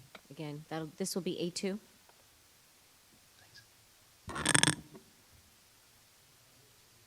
Madam Chair, Yes, Mr. Bignell? just for the record, I received a message from Mr. Carley that Will, who was supposed to, his associate was supposed to attend the meeting, was in an automobile accident. Jeez. So that's why he's not here, but I don't think it was serious, so he hadn't told me that. So the applicant, if they're going to address the engineering report, should indicate whether or not they can comply with the report and what they're not going to comply with, and that's going to have to be flushed out by the board. Okay. Certainly. Bill, please continue. Yeah, this next exhibit, it's called the overall plan exhibit. And this shows the faded back aerial along with our proposal that's shown on the overall plan in the package set, along with the landscaping plan merged, and then its colored rendering. And what this shows is where the applicant is increasing the paved area to the west and north in order to accommodate 210 inventory vehicle spaces. There's also a secondary driveway along the western side of the property to access out onto Old Post Road. And Madam, I don't mean to Yeah, I was interrupt. going to say, Mr. Lane, it Yeah, looks like just one Mr. Bignell wants The to- second board, I marked it as A2, Oh. so A1 and A2, so they are marked for evidence, so you know. Okay, great, thank you. Sorry, go ahead, Mr. Lane. Okay. And then to the northern section of the property where you could see the shaded green area in the northern section is our proposed detention basin to help treat and attenuate the stormwater from the additional impervious coverage on the property. To the west, you could see we have a 20-foot buffer where we're proposing a solid vinyl fence along with evergreen trees and deciduous trees. And with that, we have approximately 142 proposed trees going on site, where our evergreens are 8 to 10 foot high. Our deciduous trees are approximately 12 to 14 foot high. Also in the detention basin, as part of our design, we have an additional 15 trees in there and another 128 shrubs, again, to help attenuate and treat the stormwater runoff. For lighting, we have 11 new light poles and with LED fixtures. And just to go over our variances that the planner will dive deeper into, is we have a use variance because of the expanding motor vehicle inventory storage facility. Madam Chair, I don't mean to Yes, interrupt Mr. again, Bignell. but maybe if I could ask a couple of questions, we won't get past it. With the trees, you're putting in how many trees total? 142 for the site. Okay, because you're required to have 207, so I assume you're going to make the contributions to the tree fund? Correct. Okay. And then the light, what would be the height of the light poles? The light poles are 22 feet, and we have a 2.5, so the mounting height's 24.5. Okay. We don't have a height requirement in our ordinance, Madam Chair, so that's not a problem. other than the fact that if there's any kind of glow, or is it going to be shaded, or is it going to bother any residential properties? You need to like discuss that now, so. Yeah, I mean, you can see on the lighting plan, we definitely have cutoffs. We have it, pretty much down lighting. We use 0.5 minimum. If there's some other suggestion that you want to use, I mean, Katina's open to Well, suggest. It'll be 0.0 At the property line, correct. And there will be no sky glow, so that it doesn't affect, it's not going to glow at night. Are you going to turn the lights down at night a little bit so that there's less intensity? Yeah, I mean, there's not going to be hardly any use for this at night other than security purposes, so the lights can be turned down. Yeah, so that'd probably be something the board should consider, Madam Chair. Yes, Bill- Mr. Bignell? Bill, are those lights shielded and directed downward? Yes. Okay, that's important. All right, thank you so much. Bill, you also mentioned a board-on-board fence against the property to our west. How tall is that fence? We show it as 6 feet, but I believe it's going to be 8 feet. And is it at the recommendation of the board's professionals based on the TRC meeting we had? Correct. Thank you. Please continue. And then our last, as I mentioned, we have a use variance because we're expanding the inventory vehicle storage facility out in the RB zone, and we're at 70. We're proposing 70%. Thank you, Bill. Before we get to an engineer on about 7 Katina applications for different motor vehicle dealerships. Correct. So you've had occasion to speak with the owner representatives multiple times to gain familiarity with their operations. Yes. Okay. So let's just talk a little bit about operations specifically as it relates to the site. We're proposing to expand the site that has existing inventory parking from about 100 to about 209, 210. Correct. How do the cars get there? So when the cars come to Edison, what do they come on and where do they go to first? They go to Raritan Center. Katina has a prep center there where they come on car carriers. They get brought there. They become prepped and ready to go. From there, they have drivers either take them to the dealership, or if they need and the dealership's full, they bring them to this inventory lot or any other area that they have room to store the vehicles. And again, this site is been chosen by the applicant in part because it owns one of the 2 lots, and is it also because it's situated reasonably close to existing dealership facilities that would take the inventory when customers buy the cars? Yeah, the Mercedes-Benz dealership that's along Route 1, and I believe there's Porsche along there. So, I mean, it partly shows up on the aerial up there. So it's a real close proximity right down on Old Post Road and onto Route 1. Okay. And so you mentioned that the car carriers go to the Raritan Corporate Center because that's where the prep facility and the receiving facility is. Correct. So have you asked the applicant whether car carriers would come to this site? Yeah, there would be no car carriers coming to the site. And the applicant would be willing to stipulate to that if the board were deeming fit to approve this application? Yes. What about customers? No customers. You'll stipulate to that too? Yes. How do the cars get there then, one by one? Employees, yes, employees come, they drive them. If somebody comes to the showroom after the car's here, Yeah, but how does the car get there first? from the prep center, they drive them over in Raritan Center. One by one, in Yes. effect, when they need it? Yes. Okay. And where would it be going into the lot? Where would ingress be? It would be either the existing driveway that sits there now along the eastern side, or When you say eastern side, what road? off Old Post Road. Everything comes off Old Post Road. Okay, it is off Old Post Road now, correct? Yes, correct. Okay, fine, I'm sorry, go ahead. And then there's a secondary driveway we're putting in on the western side of the property. So there's 2 entrances and exits onto Old Post Road. Oh, there's 2? Yeah, there's one existing, and then we're proposing a second one on the other side of the property. Could you show the Yeah, board- can you show us could where go you over to say the other exhibit? side of the property is? I mean, I went by there because I couldn't visualize it, and as I went by, I could see the house, and I could see, I'll call it the garage in the back, and there was a driveway. So where's the second driveway Yeah, gonna there's the be now? existing driveway here, basically along the eastern property line. That's the existing. That's the existing driveway, yes. And then there's a secondary driveway that comes right down the center of where we're proposing a secondary driveway. Okay, if Can the you give me board another so landmark? I'm sorry, I'm sorry. Madam Chair. If the board so chooses, can we have a condition that it only goes in through the secondary and not through Old Post? Is that doable? I- No, the Old Post is, where's the one right now is Old Post, correct? Correct, yeah. They both That's come, there. here's Old Post Road. The Oh. driveway comes in here, and then we have circulation that comes all the way around. It makes for a good circulation, at least from the standpoint of being able to access the site. And again, this isn't a facility where cars are coming and going. Well, that's what I'm Once- concerned with. Once they get stored, I mean, in a good day, maybe they get 15 cars that they take out of here for someone. On other days, they might get none coming out of here because it all depends on the day when sales are good or not. But what I'm trying to say is where the house is now, Yes, there's a driveway there. Is that the driveway that's being used now to bring cars in? yes. yeah. Okay, so my question is, you say you're going to do a secondary that will be not where it is now, but sort of behind it. Can we have it that Yeah, all the traffic goes there? As this driveway comes in and it accesses this driveway now, and that's how everything comes in and out. So we're looking to keep that just as it is today. And then now we can circulate up and around and then have our secondary driveway onto Old Post Road. Like I said, it makes for a good circulation pattern in and around. I'm sorry, sometimes I'm a little thick, but the one there now is on Old Post Road, correct? Yeah, we have two driveways on Old Post Road. What is the frontage, Bill? Across the front, there's 209 feet. Okay, you'll get your chance to speak. We have to understand. Is anybody having the problem I'm having? I am. Okay, thank you. I'm glad I'm not alone. I'm really, because I You're went not- by there and I'm having a not problem alone. with this.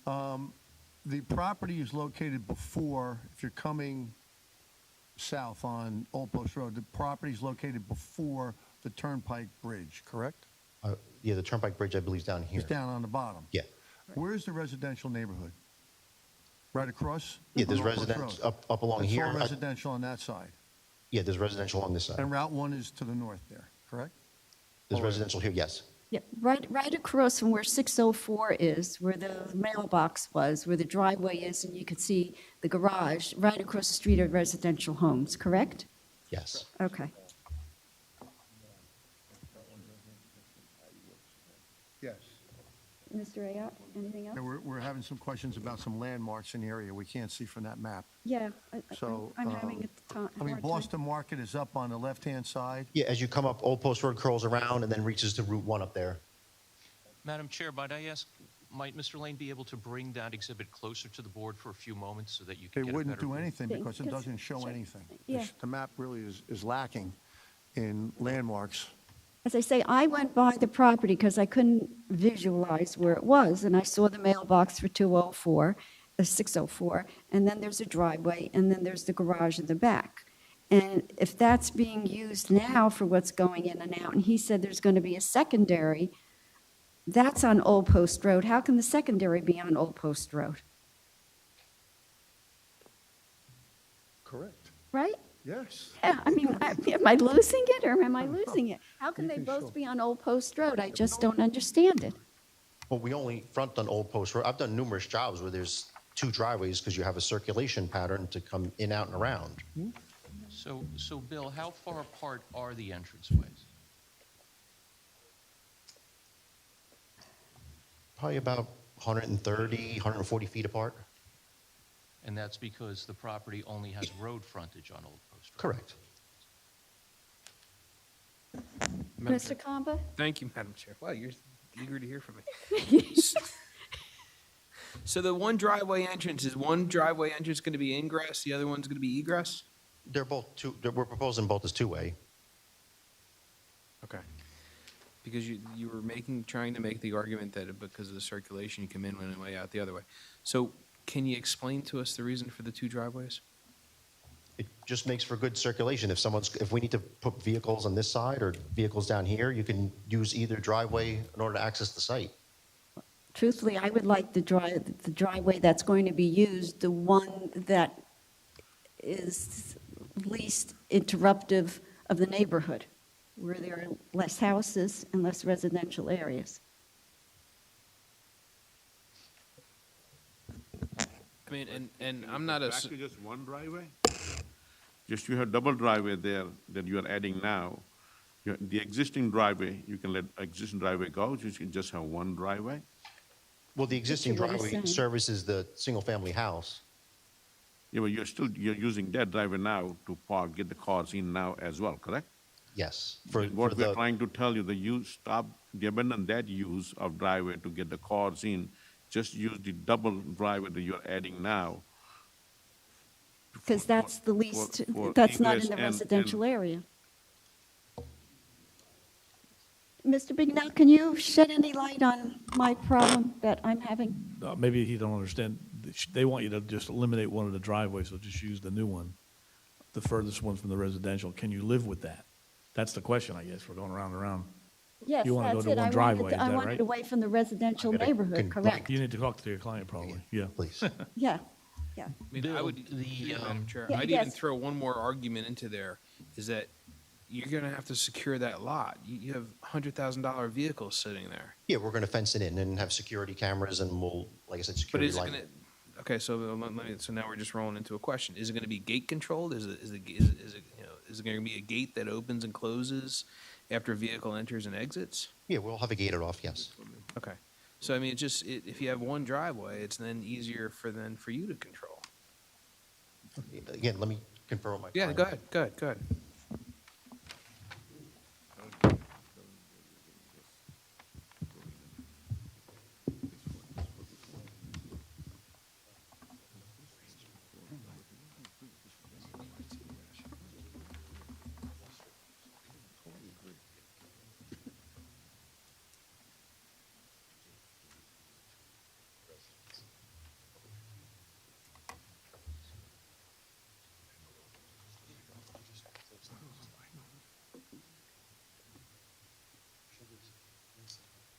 I don't know how they can both be no post road. I have a problem visualizing it. Okay, so further down is closer to that little strip shopping center. Yeah, so that's,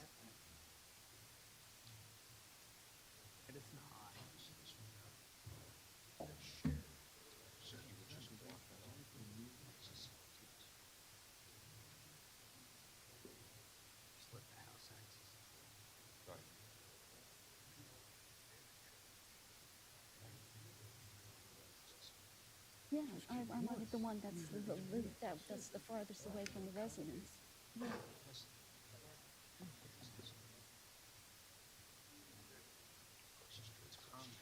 Yeah. Right. I know. So what he's saying is when you use the new driveway, leave that existing and fence it off because it uses the service of the single family house, and you just reduce it to the driveway. Yeah, and the guy next door is let it be fenced off, so everything that uses for the inventory parking lot will be on the Yeah. new finished driveway. Okay. Yeah. Explain. I just, huh?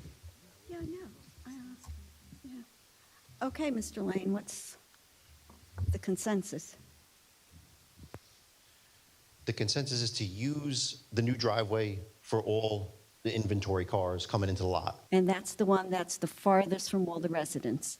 Correct. That's on the western side of the property.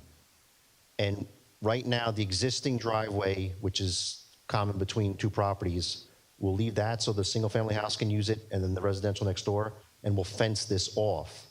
So all inventory only comes through here, and this driveway is only serviced by the residential developments. Okay. And the second driveway, that's close to the little strip mall that's there, correct? There's a strip mall there? On Old Post Road, no. There's a residential house, and then there's the church up above that. Bill, could you take the first page of your site plan? I believe that has a key map that gives better landmark references. Might that help the board? Yeah, it would, because this doesn't do much at all. Which I am is- just No, trying no, to the first visualize page what of your all this paper is. plan.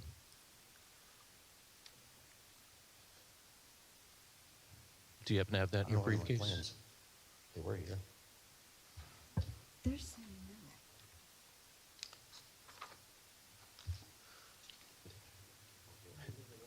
Yeah.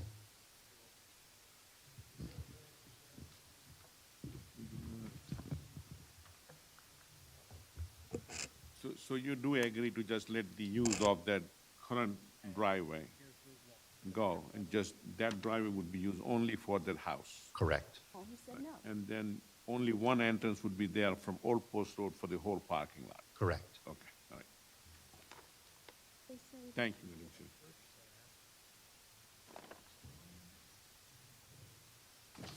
But that's, excuse me, Is that not where a majority of the residences are? Up on that, the northern side of that lot?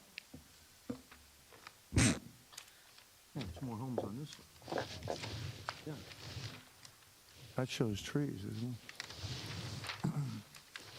My whole purpose of this is that the traffic goes where the least amount of residents are impacted.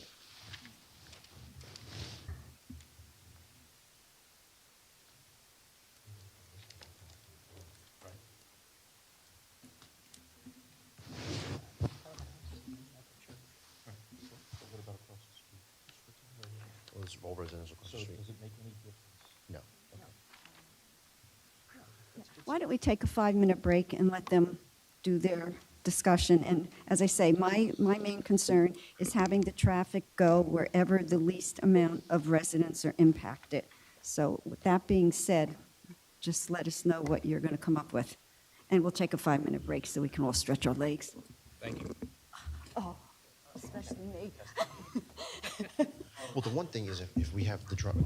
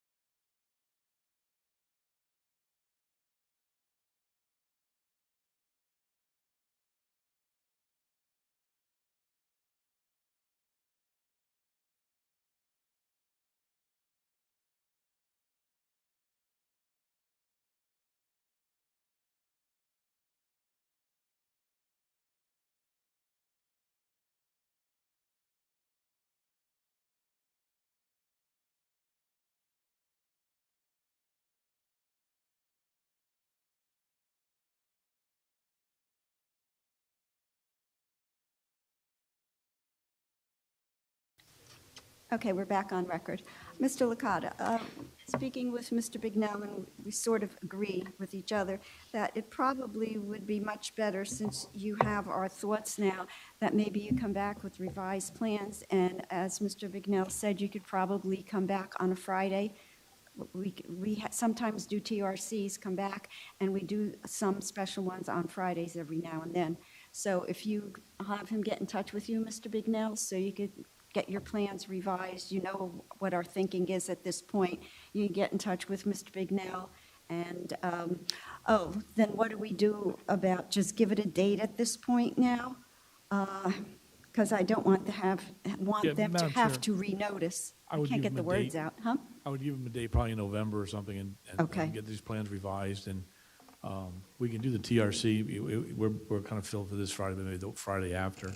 And if it's November, Give yeah. them a week or so to Okay. revise his plan. Okay.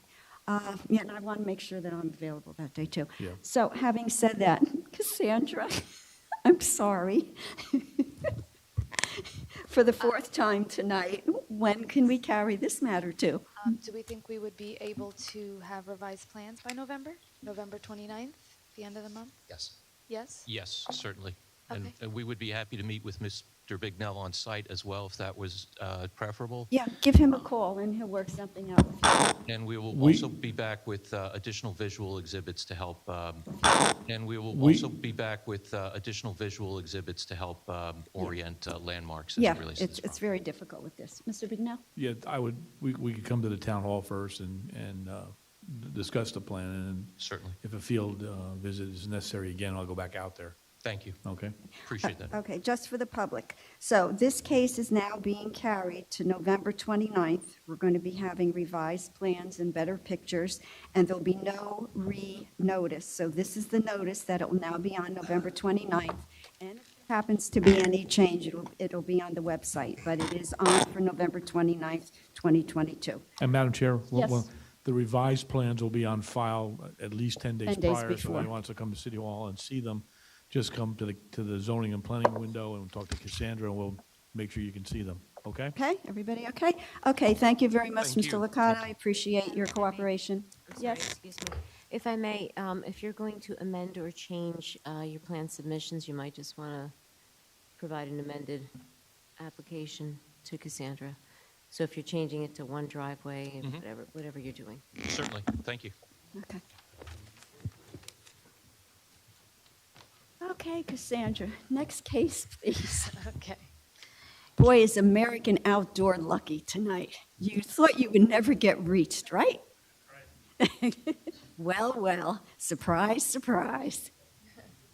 Go Okay. ahead, Cassandra. Case number Z15, 2022, American Outdoor, 740 Old Post Road, Edison, New Jersey. Use and bulk variances to construct and install a 100-foot billboard on the existing property. Front yard setback required is 50 feet, proposed is 10 feet. Side yard setback required is 40 feet, proposed is 15 feet. Max sign height permitted is 15 feet, proposed is 100 feet. Number of sign faces permitted is 1, proposed is 2. Max sign area permitted is 250 square feet, proposed is 672 square feet. Affected property is located in the LI zone designated as block number 266.01, lot number 29 on the Edison Township tax map. All paperwork is in order. Good evening, sir. Good evening.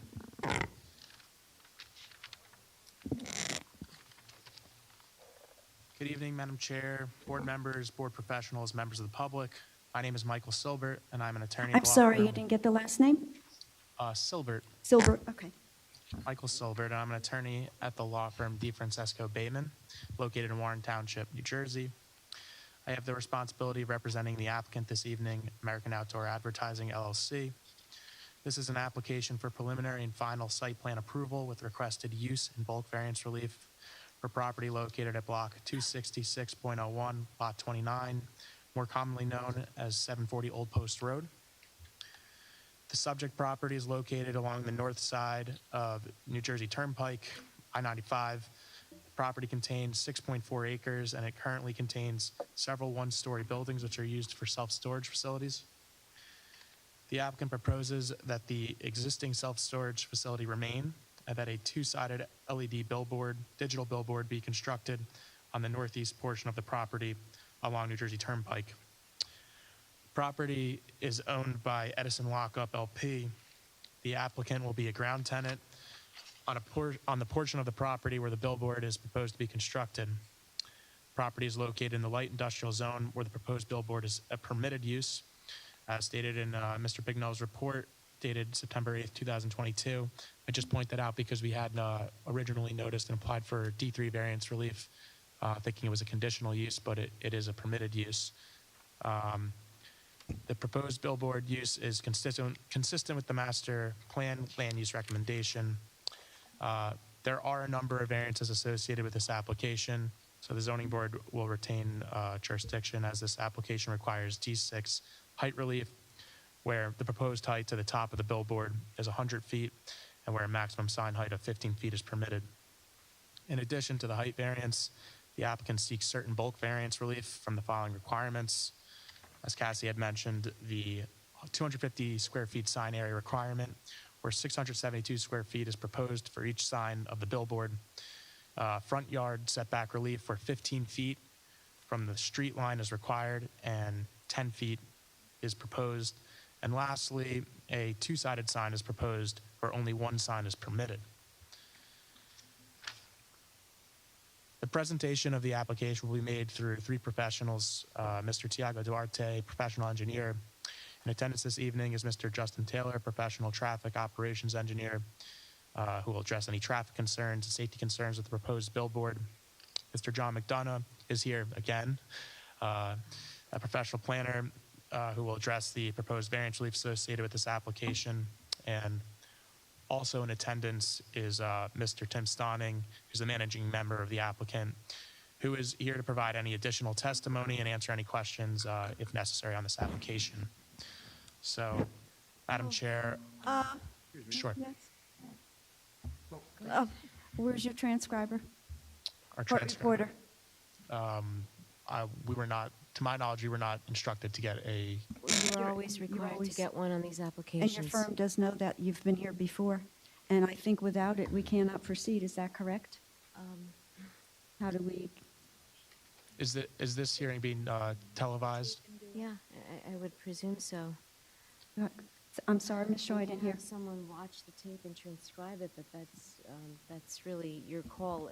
Obviously, that's an issue in the sense that having someone here, it's easier to transcribe versus taking it off a video if somebody cannot be heard. So it's a risk you're going to take if that's the risk you wish to take. And the board, excuse me. Madam Chair, Yes, Mr. Bignell? it's not up to him, it's up to you. Okay. Okay? Ms. Shaw, did you hear that? It's up to us. It's the board's pleasure. Okay. I mean, I quite frankly, a resolution won't be drafted without a transcript. Understood. So, Does the board have any feelings on this? Prefer a transcriber, court reporter, or you are not concerned if someone watches the video and does it that way? Madam Chair, due to the nature of these type of hearings, billboards, I think it would be advisable for you guys to have a transcriber. I would just like to note the last hearing was, of course, over Zoom, but I believe we had a transcriber watch the video and create the transcript. Well, but right now, this I understand it's different. Yeah. Mr. Kamba? I agree with Mr. Skibar. I happen to also, because as Ms. Shaw said, if they can't be heard and we go out to the public and the public can't be heard and then anything comes out down the road, there's no leg in fact, no leg to stand on. Anything else, Mr. DeVay? Do you agree? Not agreed? Mr. DeVay, you agreed? Okay. Having said that, we cannot hear this case this evening. You have to get someone here to. Can I give somebody a call really quick to see if I can get them here in 5 minutes? No. We can't wait. And nobody's going to get here in 5 minutes, and it's not fair to the people who have been sitting here all I was going to night. speak to the person who was just transcribing the last hearing. Where is she? She had just walked out the door. Oh, the parking lot? Okay, see if she's in the parking lot. Yeah, So we'll take 5 minutes? we'll take Thank you very 5 minutes, much. see if she's in the parking lot. If not, then we're going to carry you. Thank you. We'll take 5 minutes, Ben, please. 1, 2. How many times have I said that tonight? And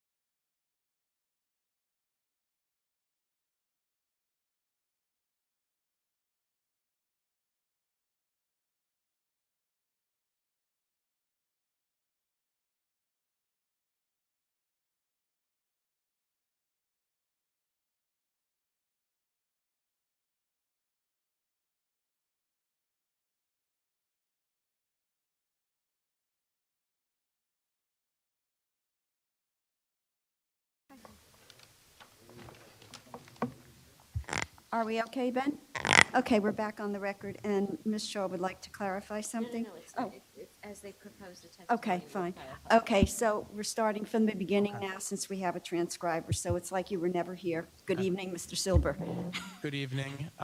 Just want to thank the board for their patience and members of the public for their patience as well. It's very much appreciated.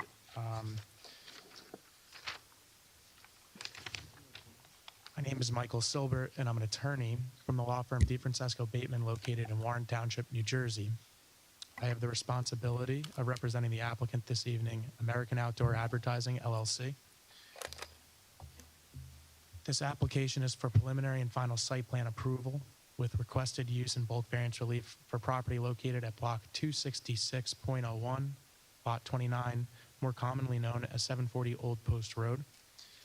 The subject property is located along the north side of the New Jersey Turnpike, I-95. The property contains 6.4 acres, and it currently contains several one-story buildings which are used for self-storage. The applicant proposes that the existing self-storage facility remain and that a two-sided LED digital billboard be constructed on the northeast portion of the property along the New Jersey Turnpike. The property is owned by Edison Lockup LP. The applicant will be a ground tenant on the portion of the property where the billboard is proposed to be constructed. This property is located in the light industrial zone where the proposed billboard is a permitted use, as stated in Mr. Bignell's report dated September 8, 2022. The proposed billboard use is consistent with the master plan land use recommendation. There are a number of variances associated with this application. We initially applied for D3 variance relief. However, as just noted, it is a permitted use, so it is not a conditional use. We do not need variance relief for that. This application requires D6 height relief, where the proposed height to the top of the billboard is 100 feet and where a maximum sign height of 15 feet is permitted. In addition to the height variance, the applicant seeks certain bulk variance relief from the following requirements. The 250 square feet sign area requirement, where 672 square feet is proposed for each sign of the billboard. I believe the side yard setback relief, where 40 feet is from the street line is required and 15 feet is proposed. The plans may have indicated differently, however, the notice is correct. A two-sided sign is proposed where only one sign is permitted. The presentation of the application will be made through three professionals: Mr. Tiago Duarte, a professional engineer. In attendance this evening is Mr. Justin Taylor, a professional traffic operations engineer, and he will address any traffic concerns associated with the proposed billboard. Sorry. Mr. John McDonough is here, a professional planner who will address the proposed variance relief associated with this application. Also in attendance is Mr. Tim Stawning. He is the managing member of the applicant, who is here to provide additional testimony on this application. Madam Chair, I would ask if I can introduce Mr. Duarte and have Mr. Duarte sworn and allow Mr. Duarte a few moments to place on the record his educational and professional background. Sure, go right ahead. Thank you.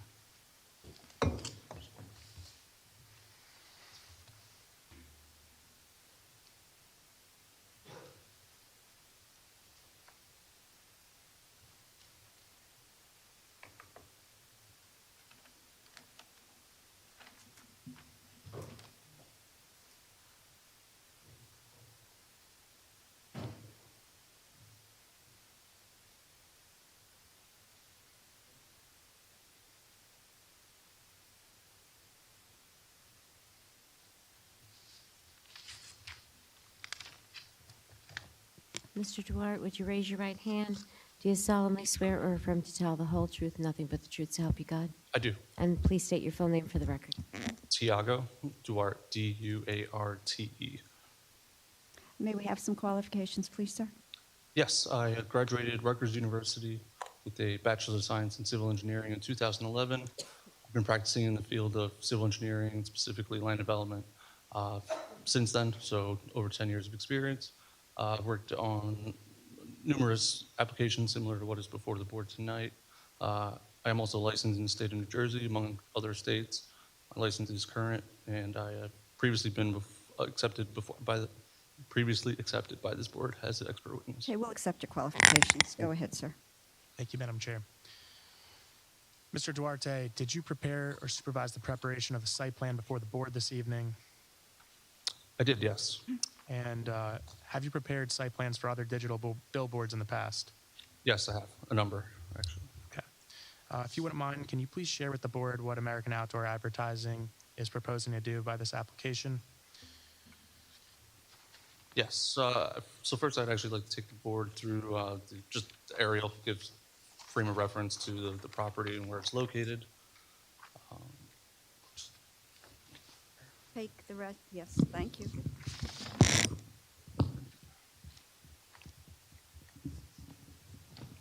Mr. Duarte, as you put the aerials up on the stand, are these aerials that have already been submitted and a part of the application? They are, yes. Okay, so if you could just cite to where they've been submitted so we won't remark them. Sure.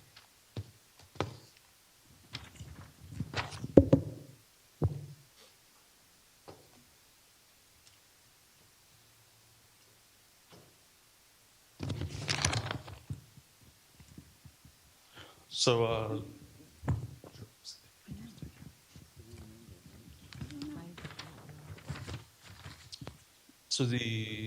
what I have up on the board here is the aerial map. It is sheet 2 of the site plan set that was submitted with the application. At the center of the sheet, what we have outlined is block 266.01, lot 29. It is identified as 740 Old Post Road. Currently, the site's fully developed as a self-storage facility, formerly known as Edison Lockup. The site consists of 7 self-storage buildings with various storage units. The site's accessed off of Gray Street, which comes in off of Old Post Road. Site's located in the light industrial zone. And what is being proposed tonight is a LED billboard consisting of 2 14 by 48 foot sign faces located on a steel support structure that would mount the sign faces 100 feet above grade. Specifically where the billboard is proposed to be located is at the northeast corner of the property. So it's tucked right up into the corner of the current development to the north of the longer self-storage building. It's directly adjacent to the New Jersey Turnpike, Interstate 95. As was mentioned, the front yard setback, so the distance from the right-of-way, the turnpike is 12.4 feet. Previously, it was submitted as a 10-foot setback, and the revised plans that were submitted, we pushed it back a little further because we did locate the aerial overhead wires that run along the right-of-way there. So we required to shift back to meet the proper spacing for overhead clearance to overhead wires from the proposed structure. The side yard, that's proposed to be 15 feet, where 40 feet is required. Both of those variances are really a function of getting the sign structure as close to the right-of-way, which has the intended audience that the billboards are intended to. To discuss the overall height, which is proposed to be 100 feet, this site is unique in that the right-of-way, the turnpike right-of-way, is approximately 25 feet higher than the grade of the site. So the base of the sign is actually 25 feet lower than the base of the driving surface on the turnpike. So that's where the height is necessary. In addition, there's an existing mature trees that are bordering the right-of-way. Those trees are approximately 35 to 40 feet height, which further requires that the sign be higher so that we can be visible above that. Going back to the sign face itself, as I stated, each face will be 14 feet by 48 feet, 672 square feet per face. The faces will be LED, so it's not a static board where a vinyl copy is applied as traditionally billboards were. This will be a digital face where the message is sent to the structure via communication service, like a cell phone or a network connection that'll display the image that the computer system on the actual structure will emit from the sign faces. The proposal is to have the sign face, the sign message or the sign copy comply with the DOT standards, which I can stop you right there. This board does not. We don't have to go, because the DOT says every 2 seconds. This board has never given 2 seconds. The least amount of time this board has given has been 5 minutes. So if we're not on the same page, it doesn't pay to keep going any forward. But if you think you're going to get 2 seconds, this board is not going to give you 2 seconds as DOT. Can you please clarify that? So, Madam Chair, you said, And I think whoever came to TRC was advised of that this board basically gives 5 minutes and not 2 seconds as a change. so the proposed flip time or message changing is proposed for 8 seconds. 8 seconds. We still don't give 8 seconds. So is there an Fi- ordinance that, fi- that 5 states minutes. that? No, there's no ordinance. There's no Correct. ordinance, Correct. right? No. There's no ordinance that There's no states that, ordinance. and the applicant is proposing a flip time of 8 seconds. The applicant would like the opportunity to present its case, and it's a good faith application. We would hope that the board has reserved judgment until the entire application has been made. Okay, just as long as you know what this board does. Madam Okay. Chair? Yes, Mr. Bignell? Before we start again, this is a use variance, so the board can decide whatever they want to decide on the signage change. Okay, that's number one. Correct. Number two is on the 8-second change, that's a suggestion from the state. That's not set in stone, so that's just their recommendation. So that's not something the board has to be governed by either, so. Correct. That's why I said I put that out there now, so we're all on the same page. Yes, Ms. Shaw? Just to add to that, the 8-second timing clicked by the NJDOT, that is, you cannot go less than 8 seconds. It's simply a minimum requirement. It's not what we can impose as a board or as a township, which can be greater. Okay, go ahead, as long as you know where we're coming from. Thank you, Madam Chair. in relation to the proposed billboard and its spacing to other billboards along the turnpike right-of-way, there was a question asked in Mr. Bicknell's report regarding the spacing, specifically if 2,500 square feet, 2,500 linear feet is provided between the proposed sign and any existing signs. So the nearest sign to the north is located at mile marker 88.8. That's approximately 9,400 feet to the north.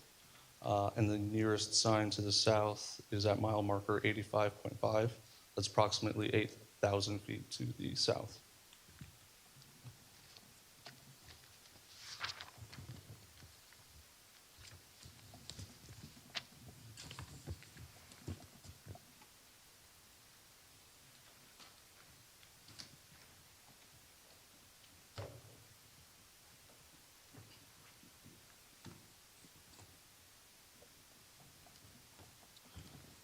Next, I'll talk about the specifics of the sign faces and specifically the lighting associated with the copy that would be displayed.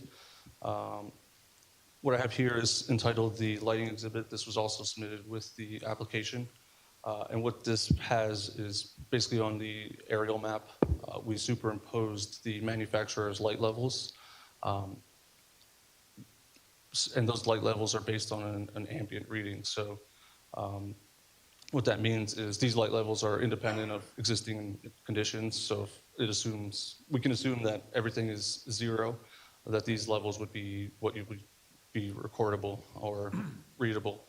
So what this demonstrates is that basically beyond a 500-foot ring, there's no impact, no change to ambient light levels associated with the sign faces, this proposed sign faces.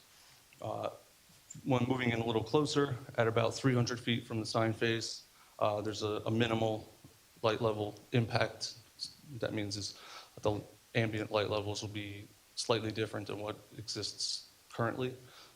And that reading at about 300 feet is approximately 0.2 or 0.3 foot candles. Again, these are relatively low light levels because, again, the sign face, it's not intended to be a lighting element. It simply uses light to provide the image on the sign face.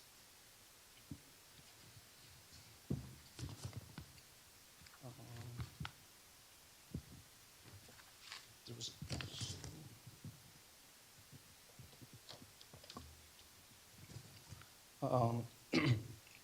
This was previously submitted as well, right? Yes, this is entitled the Billboard Profile Exhibit. There's 2 sheets. Sheet 1 first. What this depicts, and it's in response to the engineer's comment letter that we received. They wanted to specifically see a cross-section of what this billboard would look like in relation to the overall landscape. So what this shows basically is that the billboard is going to be located 650 feet east of the nearest residential property on Old Post Road.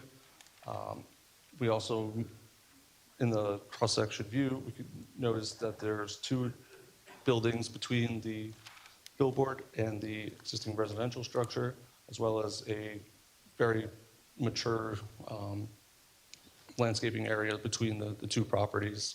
Those trees are approximately 45 to 55 feet high.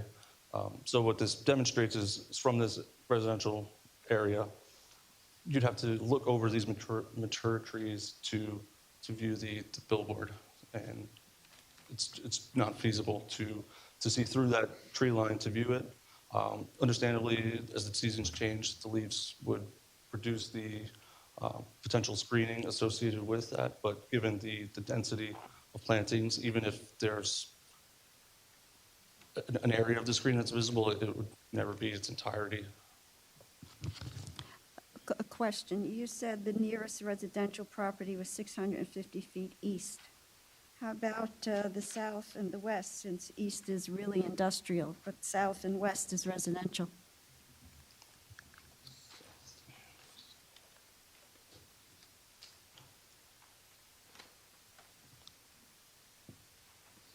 Yes, so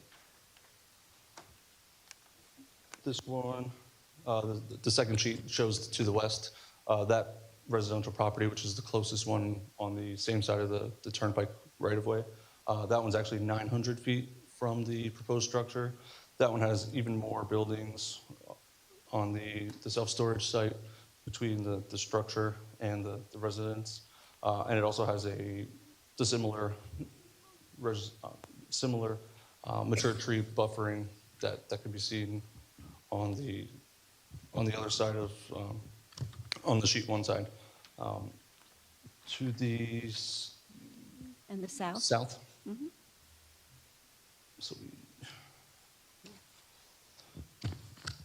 So going back to the cross sections, I said east, I meant south, because the nearest residential is directly south of the structure. So it's actually, if you're traveling north on the turnpike, it's to the east, but it's planned south. So it's the 650 feet is south. Apologies for misspeaking there. So the 650 feet is south, not east? Yes, sorry. Okay, fine, okay.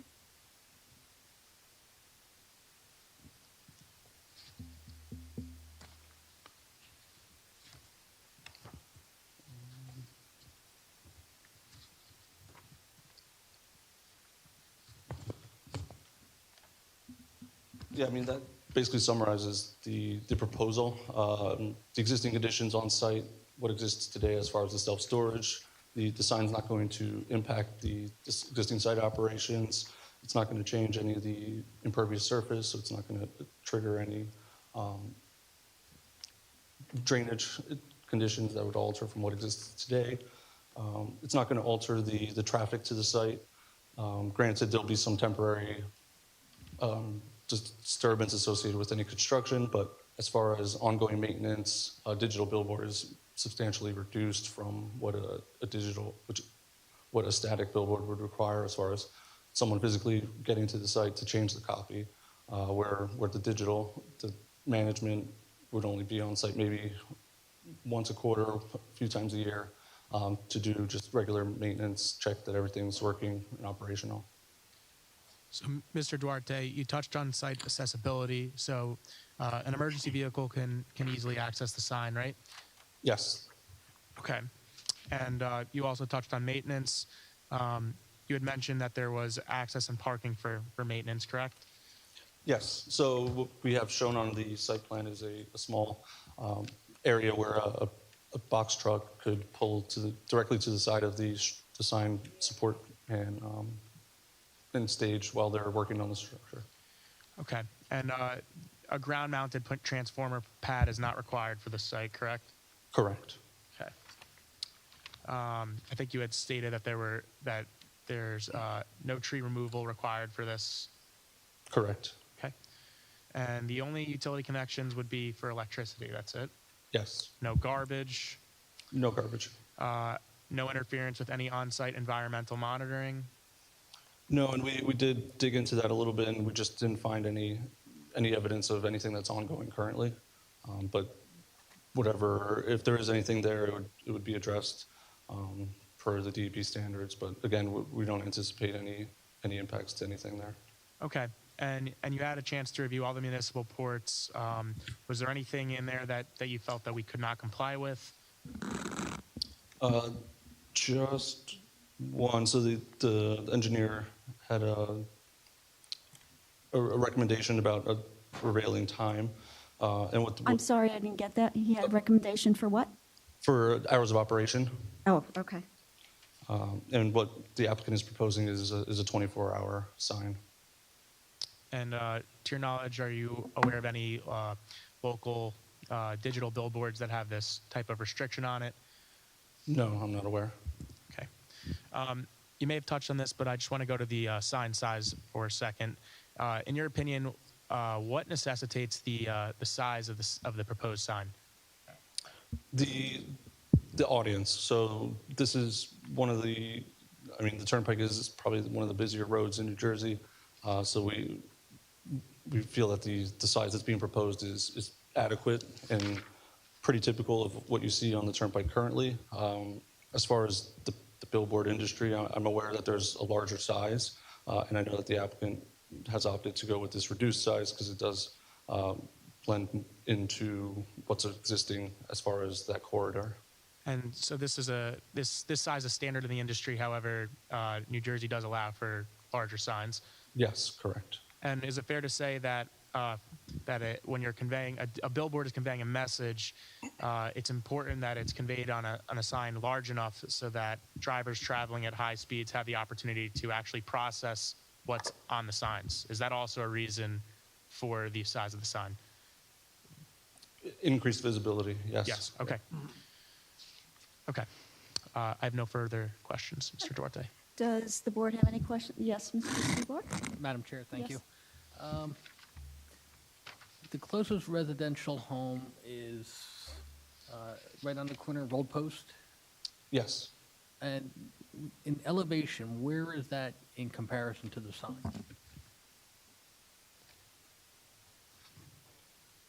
So just flipping back to one of the profile exhibit, it's slightly higher. So the grade at that residence per the mapping is 85, where the grade at the base of the sign is 65. So the residence is 20 feet higher. Okay, thank you. Any other questions from the board? Yes, Mr. Brown? Mr. Duarte, you said that the operation of the sign is 24 hours, so it never stops? Correct. It would be on 24 hours. And also, Mr. Silver, I think, said that it's adaptable for emergency use, sort of like an Amber Alert or something like that? Yes, that's correct. Okay. It could be. Does it operate, Mr. Duarte, does it operate the same in daytime as it does at night? In other words, is the sign as visible in the daytime as it is, as it could be at night? it has the dimming capacity, right? So in nighttime, the light goes down, right? As far as the light levels, yes, they vary. There's an ambient light meter. So during the day when the sun's out, the screen does have to increase the power output because you have to overcome the sun to be able to see the image. But at night, that is throttled to, I think, less than 10% of its total capacity. So 10% of what the light levels are during the day. And I'm just curious, it never goes off? Unless there's a malfunction or there's maintenance going on, Okay. it's intended to be on. All right, thank you, Mr. Duarte. If I could just ask another question to Mr. Duarte really quickly, Sure. just for the benefit of the board and the benefit of the public.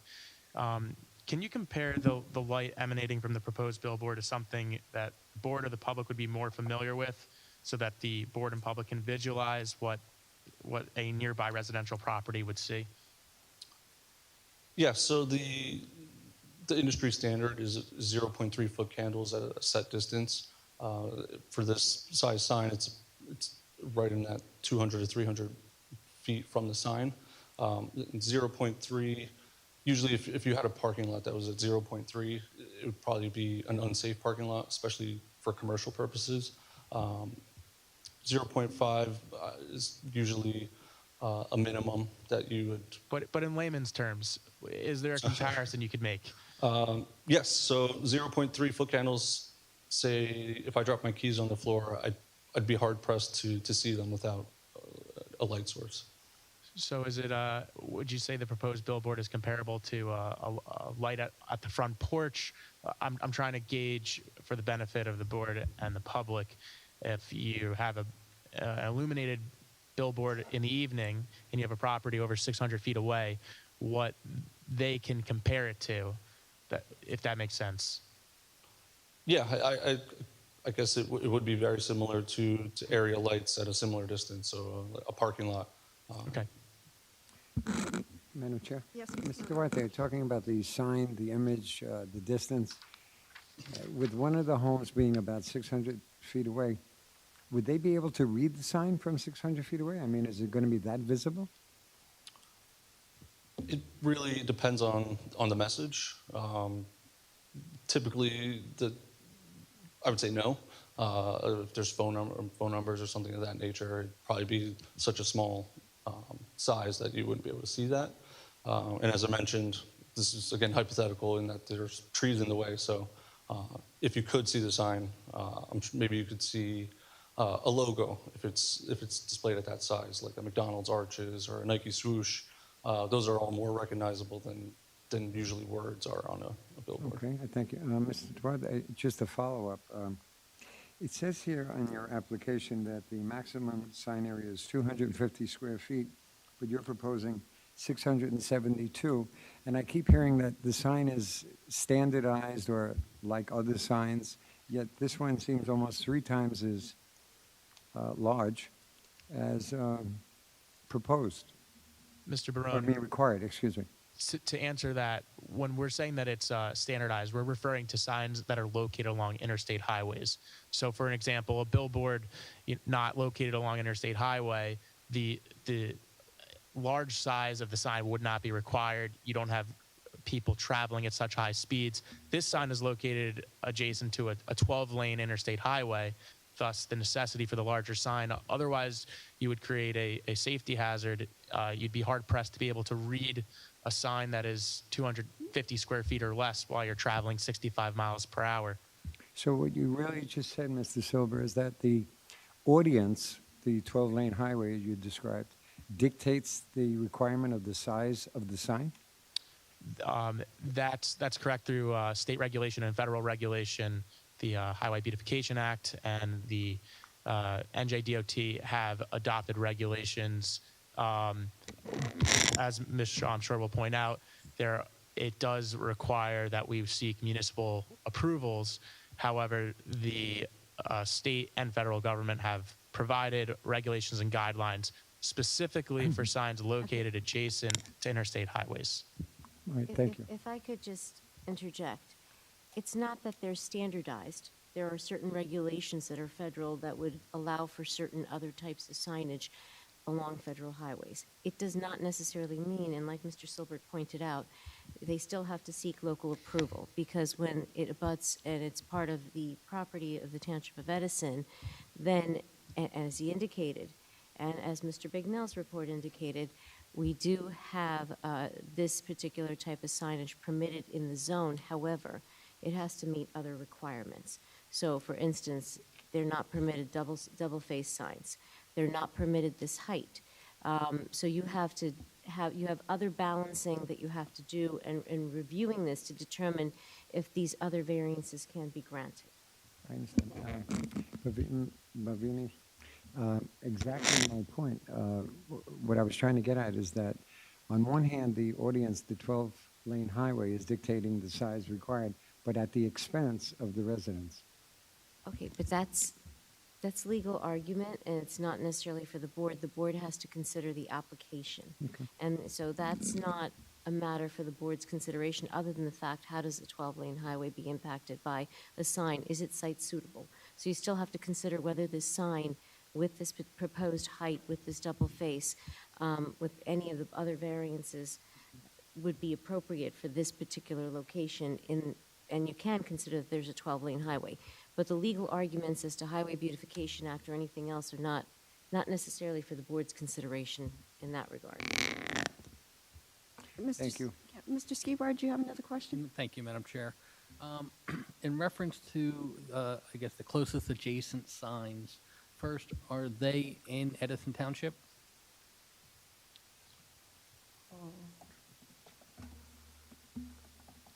I apologize, I don't have that info. I think the one to the south is, but the one to the north is not. Okay. I'll confirm. Mr. Stauning will be able to provide testimony on that. Okay, then I was going to ask if the nature of those signs, but if you have something Okay. else to testify, that's fine. Who was going to do testimony on the cone? So we were going to have Somebody put his hand up back there, so, okay, as long as I know that's coming, fine. Okay, yeah. Okay. Does anyone else have any other questions for Mr. Duarte? Yes, Mr. Kamba? Thank you, Madam Chair. Mr. Duarte, so the proposed sign is 100 feet in height? Yes. And you testified that the reason is because the turnpike is 25 feet above where the grade of the base of the sign. Okay. Thank you. Thank you, Mr. Brown. The turnpike surface is Yes. 25 feet above the base of the foundation of the sign, correct? Is above the grade of the Edison Correct. lockup site, yes. Okay. And then you also said there's then 35 feet worth of trees. 35, 40, yeah. Okay. So then, where then you're at 60 feet. So then there's an additional 40 feet, maybe give it 35. What would the reason be then for this additional height? And is it tree growth? Tree growth, and you don't want to be directly on top of the trees. Ideally, we'd be above it so that, again, we're increasing the visibility to the sign so that it's more effective. Okay.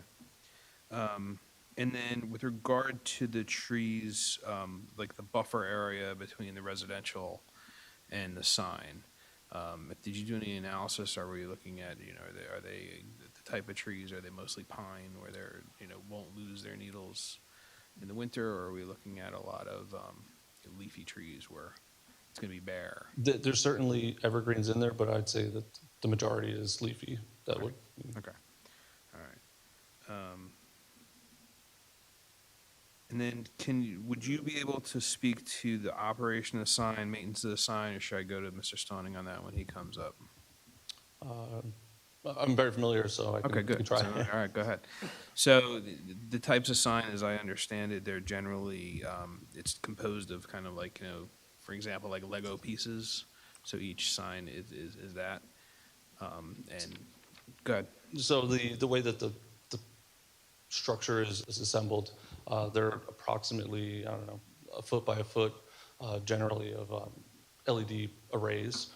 In each array, obviously, is just the little tiny diodes, red, blue, green, for the combinations that once illuminated will generate the image. But yes, it's essentially Lego pieces that are affixed to the steel structure, and you'll have, I believe it's just shy of 100 or just over 100 as far as total components that would make up that sign face, the total 14 by 48 face. So if one malfunctions, then a technician would come out, pull that piece out, put a new one in. That's the intent of the Lego design, is to be able to replace them, yes. Okay. And then also, just regard to, because you did touch upon that, it's a fully steel structure. Yes. That's holding anything. Okay. Yeah. And we did discuss the ability of to see the sign from the residential, but I'm assuming the structure would also be visible from the residential as well. It could be. The steel pole is definitely not going to be as wide or prominent as the sign faces themselves. Typically, maybe a sign of this structure, the steel pole would probably be 5 feet. That hasn't been fully designed yet, because usually that's done after an approval. But it wouldn't be as pronounced as the sign face. Okay. All right. Thank you very much. Madam Chair, Yes, right go along ahead. those lines. The impact of the illumination compared to the, I guess, the home or observing unit in comparison to the height, does that change? If I'm viewing it from, Yes. directly on versus if I'm 100 feet below looking up? Yeah, so apologies for not touching on that, but yes, there is a view angle. So the ideal viewing is from directly perpendicular to the screen. So yes, and actually I failed to mention it, but that southern facing sign, southernmost residence, that would actually just see the edge of the sign face. They wouldn't be seeing the actual display. They'd just be seeing the side profile, the side of the structure, where the home to the west, which is the 900-foot distance, that would see the full profile of the sign. And But yes, it does change the light, the visibility, and anything out of that optimal dead-on view is going to be diminished. So then the traffic on the turnpike is essentially, what we're saying, 75 feet below. Is that optimal, or is that, in regards to the height of the tower, of the sign? It's optimal in the visibility. Okay, thank you. Any other questions from Mr. Duarte for the board? Yeah, so, Yes, Mr. Dubay? yeah, Madam Chair, some of the residents still going to see this billboard in the nighttime, so they can see the lights going on and off when the sign changes, correct? It's possible, but I'll say that it's not an on and off. It's an instantaneous change. But if Yeah, but if you have- sometimes the bright sign versus the signage, when the color change, you can still see flickering. it'll be more of a color change that you'd notice. It wouldn't be a flicker or one is brighter than the other, because again, it'd be regulated based on that ambient light level. Would you be willing to put the limited hours, like 6 to 10, 6 to 11, and then shut it down after 11 o'clock in the nighttime? Because it may go into some of the bedroom.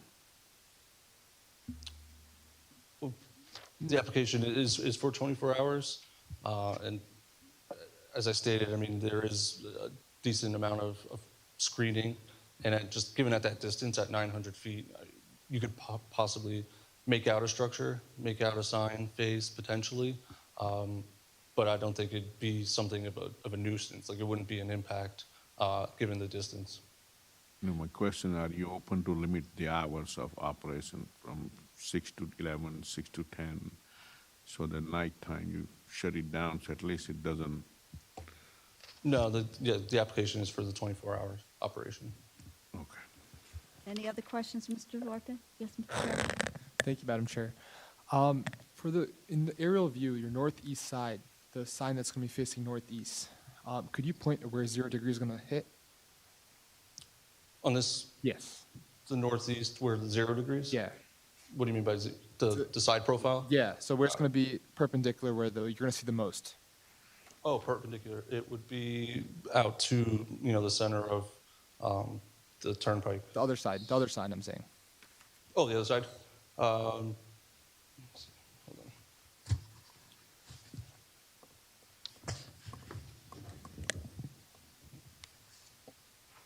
So the sign is perpendicular to the property line, and then it's at an angle, so it'd be off into this direction.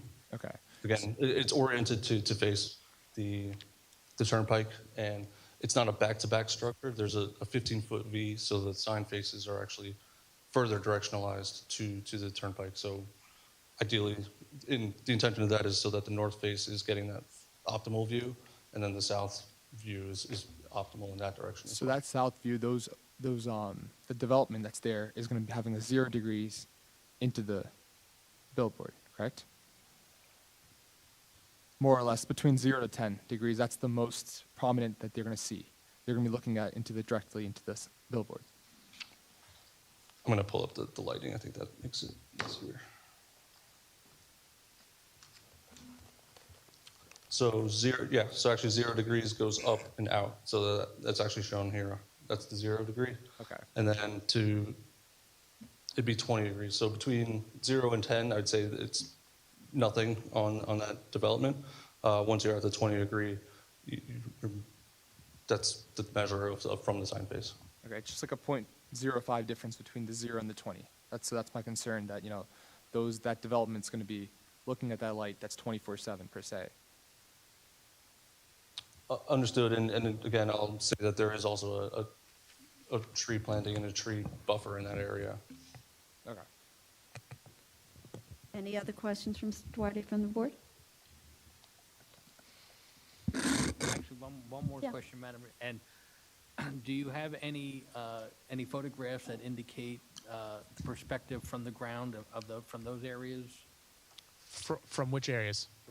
Again, you can look at, say, the development that to the north, and even from the home, the closest home. Do you have any doctored photos or anything that would depict what would the view be from those areas? So not from those. We prepared the exhibits, the profile exhibits, because that would show you through the trees, where a simulation, it would basically just be a picture of the trees. You do have that? Or you? Just the cross-section profile. Okay. But not simulations, because again, if I was standing at the property, the home to the west or to the south, and to take a picture or a simulation, all you would see is, again, that tree line. Okay, that's all I just wanted to say. We have aerial drone shots, which will be provided in our planning testimony. They're supplements, so we get to planning that might help give you a reference point. But there's nothing specifically from the ground level from a residential property. But is that going to be visible from there? If I'm standing on this property and I'm looking toward where the sign would be, will that be visible to me? Well, I would defer to Mr. Duarte's testimony, but I'd say for the majority of the year, no, because again, the tree line that I've referenced, in the wintertime when there are no leaves, it's possible you could see a portion of it, a section of it. It's hard to say, again, because it's so variable with the trees. Mr. Duarte, can you differentiate between being able to see something visually and a visual impairment?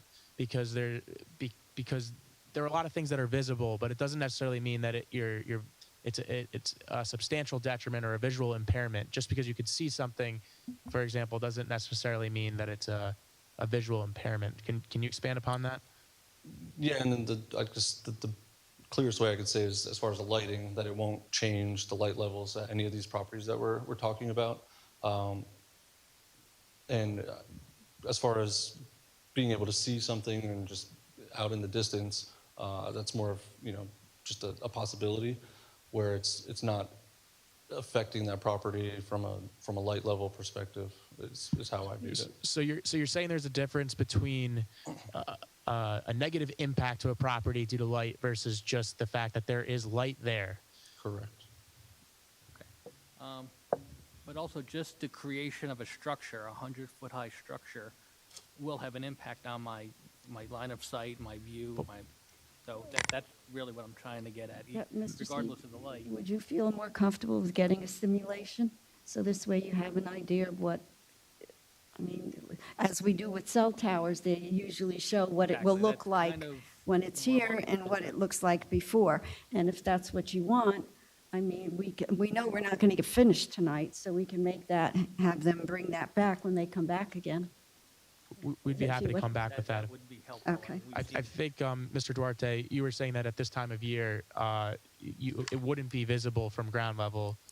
So I don't know if we can create something, but They created for cell towers, so you should be able to do it. I Okay. mean, I can't tell you how many we've seen for cell towers. This is what it is before, and this is what it's going to be when the cell tower is there. So this will be before, and this will be when the billboard is there. Madam Chair, no problem. We Sure. can provide that. Yeah, because we know we're not going to get finished tonight, so if you got to come back, you might as well come back with that. Okay, Mr. Skibar? Make you happy? Happy?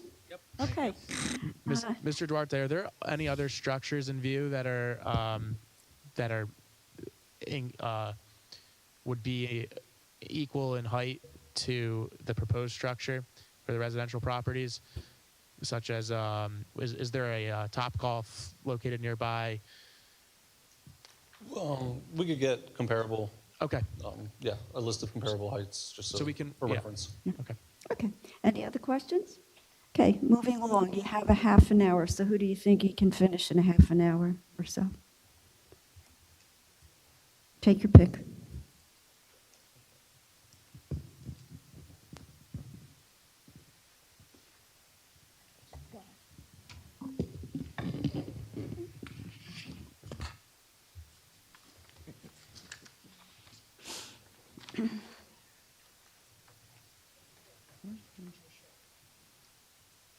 Okay, now. Oh, this is the man with the cone. You're the man with the cone. Okay.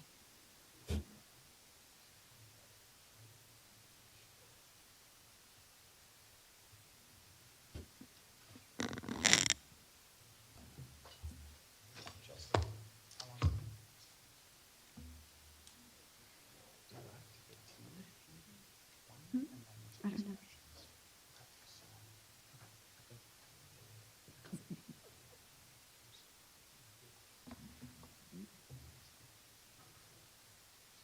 This is going to ruin this night. Sir, would you raise your right hand? Do you solemnly swear or affirm to tell the whole truth, nothing but the truth, so help you God? I do. And please state your full name for the record. Justin Taylor, Taylor. And if I may, the exhibits that I think you're going to present, are they already submitted with the packet, or are these only? Yes, they were submitted as part of the packet Okay, as so well. when you cite to them, please make sure you reference how they were submitted. Some Absolutely. qualifications, please, Mr. Taylor. Surely. I hold a bachelor's in engineering from the University of Delaware. I'm a licensed engineer in the state of New Jersey, as well as Pennsylvania, Delaware, and Texas. I'm also a certified professional traffic operations engineer by the Institute of Transportation Engineers. I've been practicing traffic planning for a little over 20 years now. I've testified at hundreds of boards throughout the state of New Jersey, including this board in the past, and my license is still in good standing. Okay, thank you. We'll accept your qualifications, sir. Go ahead. Thank you very much. So, my responsibility as part of this project was to review the location of the billboard and to ensure that it's going to operate safely, efficiently, given the view shed that we are geared towards. Now, we are marketing this and design this to give the view to the New Jersey Turnpike. Right? It's an urban interstate under federal jurisdiction with a 65-mile-an-hour speed limit and 6 lanes in each direction, given the fact that there are the truck lanes and the car lanes in both directions. It's a very highly traveled road, as Mr. Duarte alluded to in his testimony. Given that, what we're looking to do is to provide advertising and provide messaging to that motoring public along the turnpike area. But I think what needs to happen is we need to take a look at how people actually view advertising, how they view billboards as they're driving, right?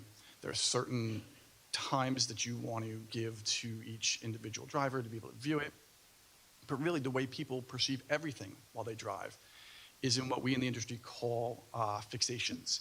Your eyes are constantly moving around as you're driving, as you're walking, as I'm sitting here talking to all of you. You continuously have your eyes move back and forth. If something that you see piques your interest, you fixate on it, right? And if you want to perceive more of that information, there are successive fixations, which is termed dwell, right? So there's a dwell time, which is a number of successive fixations on a certain object.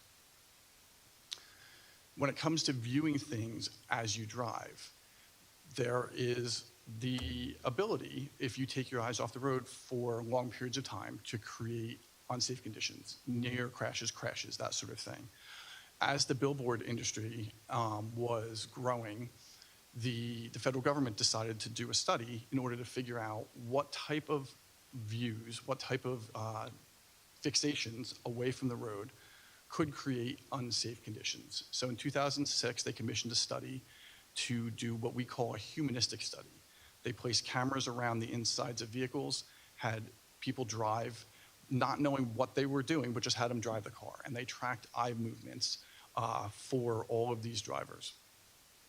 And what they found in this study is that fixations, a continuous glance away from the road of 2 seconds or more, created the potential for unsafe conditions. Not necessarily created all sorts of crashes, but created the potential for unsafe conditions. So that 2 seconds, a continuous 2 seconds away from the driving task. So they've set that threshold of that 2 seconds. The federal government then looked in 2012, as digital billboards were coming more and more into the industry, to find out how drivers actually reacted to digital billboards. Again, they performed humanistic studies, had people drive routes in the presence of digital billboards, and tracked their eye movements as they perceived these billboards.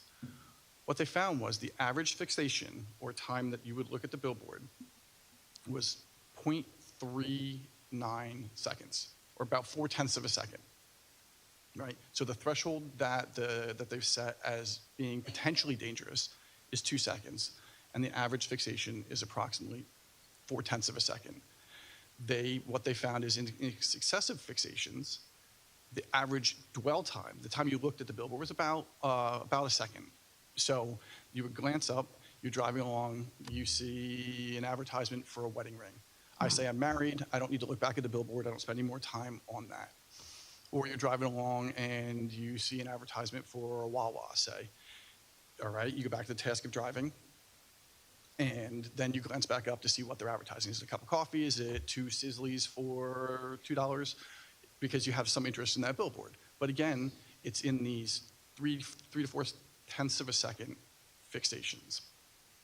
And so what they found was that while people do look at billboards, just like they look at other things along the drive, they look at the radio, they look down to get their cup of coffee, they're looking at price points for gas. Though they do look at these and take their eyes off of the road for certain amounts of time, it's not any length of time, and they spend most of their time actually at the task of driving.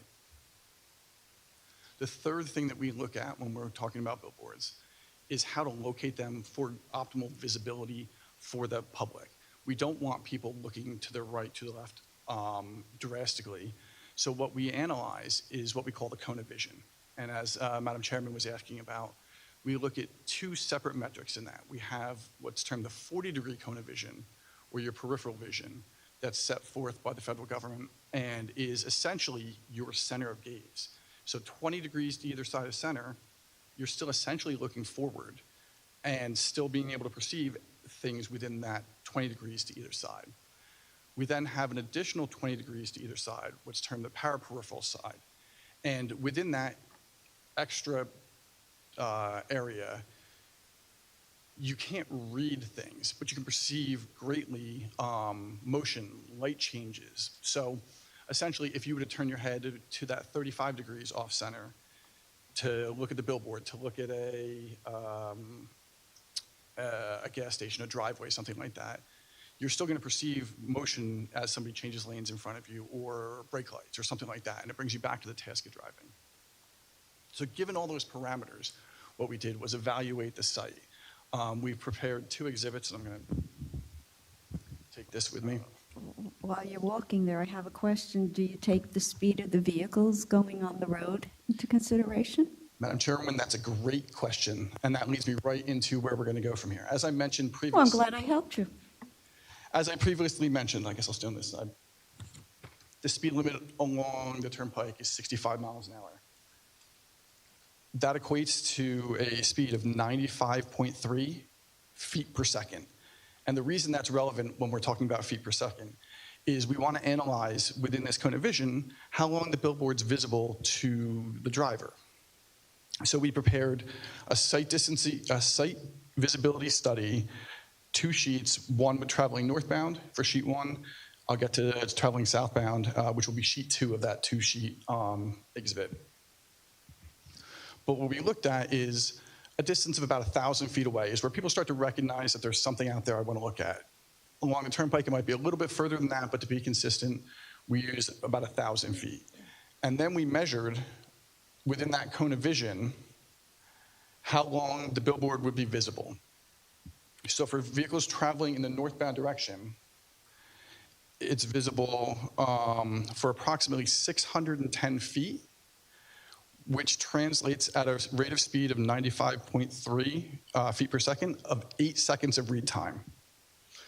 That's exemplified on sheet 1. And then on sheet 2, the same cone of vision, what we did was as you travel southbound on the turnpike, and the billboard is within that cone of vision, excuse me, I read there. The northbound is 765. The southbound is 610. But the northbound direction would be 8 seconds. The southbound direction is approximately 6.4 seconds of visibility. And why that's important is, as I mentioned, people are looking at the average dwell, or the entire time you spend looking at a billboard, perceiving it, is about a second. This allows the time for people to look at the billboard as they travel along the highway. Again, fixate for 4/10 of a second, go back to driving, go back up if they want to go 2, maybe 3 more times in that length of time to fully get the message of the billboard. And because we have that between 6 and 8 seconds in the north and southbound direction, I think the billboard's been appropriately located to safely perceive the information. So those are the 2 humanistic studies that were done in relation to billboards. There's also been statistical studies done where as digital billboards proliferated, it gave the ability to study before and after crash records for these various locations. Dentala Associates put together numerous studies at about 59 locations throughout the country where digital billboards were introduced or static billboards were converted to digital billboards. And what they found was there really was no statistical correlation between crashes and the institution of these digital billboards. So from a crash perspective, there was no safety implication to instituting the digital billboards. And the final thing we looked at with this is the flip time as part of the billboard. And I've heard what was stated in the beginning. From my analysis, what we look at is both the NJDOT and the FHWA and the guidance that's given there. Based upon the studies that the FHWA did, they have set forth a recommendation for flip times of 8 seconds for a billboard. They don't require states to adopt that. In fact, there are 18 other states throughout the state of New Jersey, or throughout the country, excuse me, that have flip times of less than 8 seconds. But the state of New Jersey decided to adopt the recommendation of the federal government and require a minimum flip time of 8 seconds. So based on that, You used the word adopt. They didn't adopt, they just suggested, as Mr. Bignell pointed out before. so they adopted a minimum flip time. New Jersey does not allow a flip time of less than 8 seconds. They don't mandate a flip time, but their minimum that they allow is 8 seconds. And that's based on, as I said, the guidance of the federal government and the recommendations of the FHWA based upon their studies. So based upon that, it's my professional opinion that 8 seconds provides for a safe and efficient utilization of the billboard, given the studies that both the federal government and the state have done. So in conclusion, based upon the location of the billboard and the cone of vision analysis that we've done, I think the billboard has been located in good location to give visibility for both the northbound and southbound motoring public along the turnpike. The distance within the cone of vision is good, and based upon all the national studies that have been done, that the installation of the digital billboard will not create any type of safety concern in this area, or frankly in any area. Does the board have any questions for Mr. Taylor? Madam Chair, thank you. Yes. Now, you indicated, I guess, the duration of vision in this stretch of highway is 8 seconds and 6.4 seconds, correct? Yes, that's correct. So then, if a driver is going to only view the sign for, let's say, 8 seconds, what's the need to have it change more frequently? So the ability to change copy like that, given the number of drivers traveling along the turnpike, I think it allows them to change the copy and give a new vision to somebody else that's traveling along the roadway. Right, but who's to say that guy doesn't want to see the sign, the advertisement that was previously there? I guess the question being is, the need for an 8-second change for an individual driver that's only going to view the sign for a period of 8 seconds. What's the impact? What's the need to change it once he's passed it? I don't think it's necessarily for that specific driver. I think the ability to change it gives the ability to provide multi-messages to all the people traveling along the roadway. I fail to see, I guess, the benefit to, you're looking at individual drivers that are viewing the sign. Mm-hmm. Once I'm past it, if it changes, it has no impact. Correct? So you don't have any visibility once you pass the sign, that's correct. Right. So you having the ability to change it more frequently for that driver or any driver is really kind of a moot point. I'm trying to understand why you need such a frequent change. So that's, from my perspective, that's not my area of expertise. What I can tell you is that 8 seconds, and even fewer than 8 seconds, have been proven to safely operate and not to create traffic hazards. But from an operational standpoint of why that's there, that's not really my area of expertise. I understood. And what I'm saying, I guess my personal perspective is, again, if you have a sign that's continuously changing, that's going to have an impact on the environment around it, versus, say, a static sign. I mean, just aesthetically and, I think that's the impact that a constantly changing sign has on the environment around it. So again, I'm probably not the right witness to talk about the change to the environment. What I can tell you is that based upon national studies, the changing doesn't have any impact on traffic safety, right? That's what I evaluate the project towards.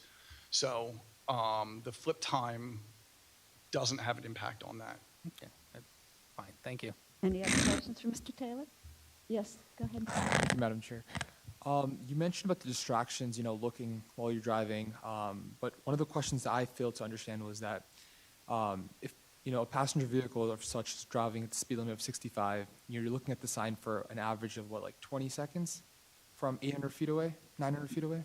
No. So from 1,000, basically it's within that direct cone of vision for approximately 8 seconds because we're traveling at 95.3 feet per second.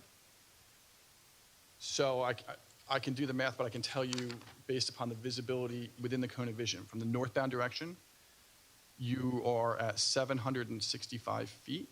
Okay. And it's visible for 8.0 seconds. Okay, so now if there were a driver seeing that, they're trying to read the advertisement, it takes them a good 4 or 5 seconds to read it, and it switches. For example, it was 2 seconds were remaining, and now the driver's getting more distracted by looking at the new message that, stimulated. Doesn't that contradict of the distraction? No, and it's a great question. So there's 2 parts to that. First of all, based upon the humanistic study conducted by the FHWA in 2012, what they found was that the average dwell, right, the successive fixations to interpret a billboard was approximately 1 second. It's fascinating what the mind can do, right? But they're tracking eye movement in the presence of all these billboards, And this is what they're finding, is that approximately 1 second is the average time you're viewing that billboard. Further, where they conducted this part of the study, both in Pennsylvania and Virginia, have shorter flip times than what's proposed and allowed in New Jersey. They're between 4 and 5 seconds. So those drivers that they're actually mapping the eye movement, we're seeing more images, potentially, than you would be seeing here. So I understand what you're saying, but the scientific analysis that's done by the federal government proves something different.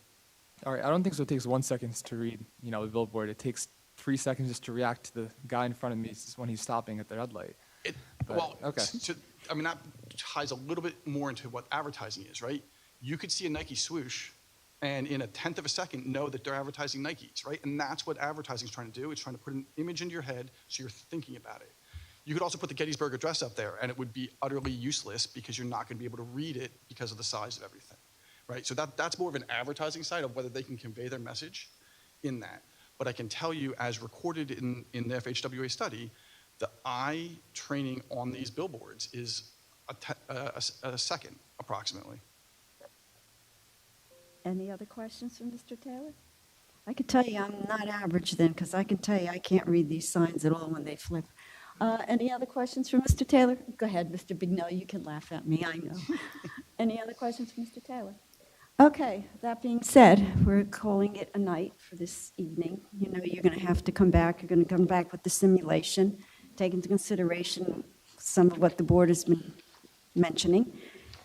Cassandra. Yes.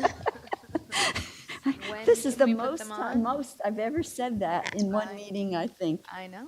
It's a record. So when can I tell the people that we are going to resume this case? I can put it on November 22nd if that works for the applicant and his attorney. Mr. Seelbert, is that good for you?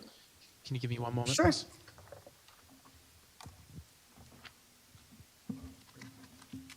John? Okay.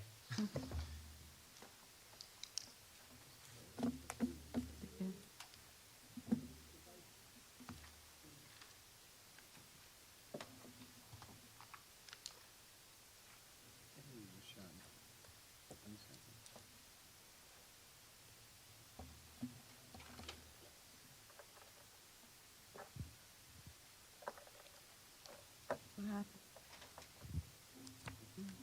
Oh, yeah.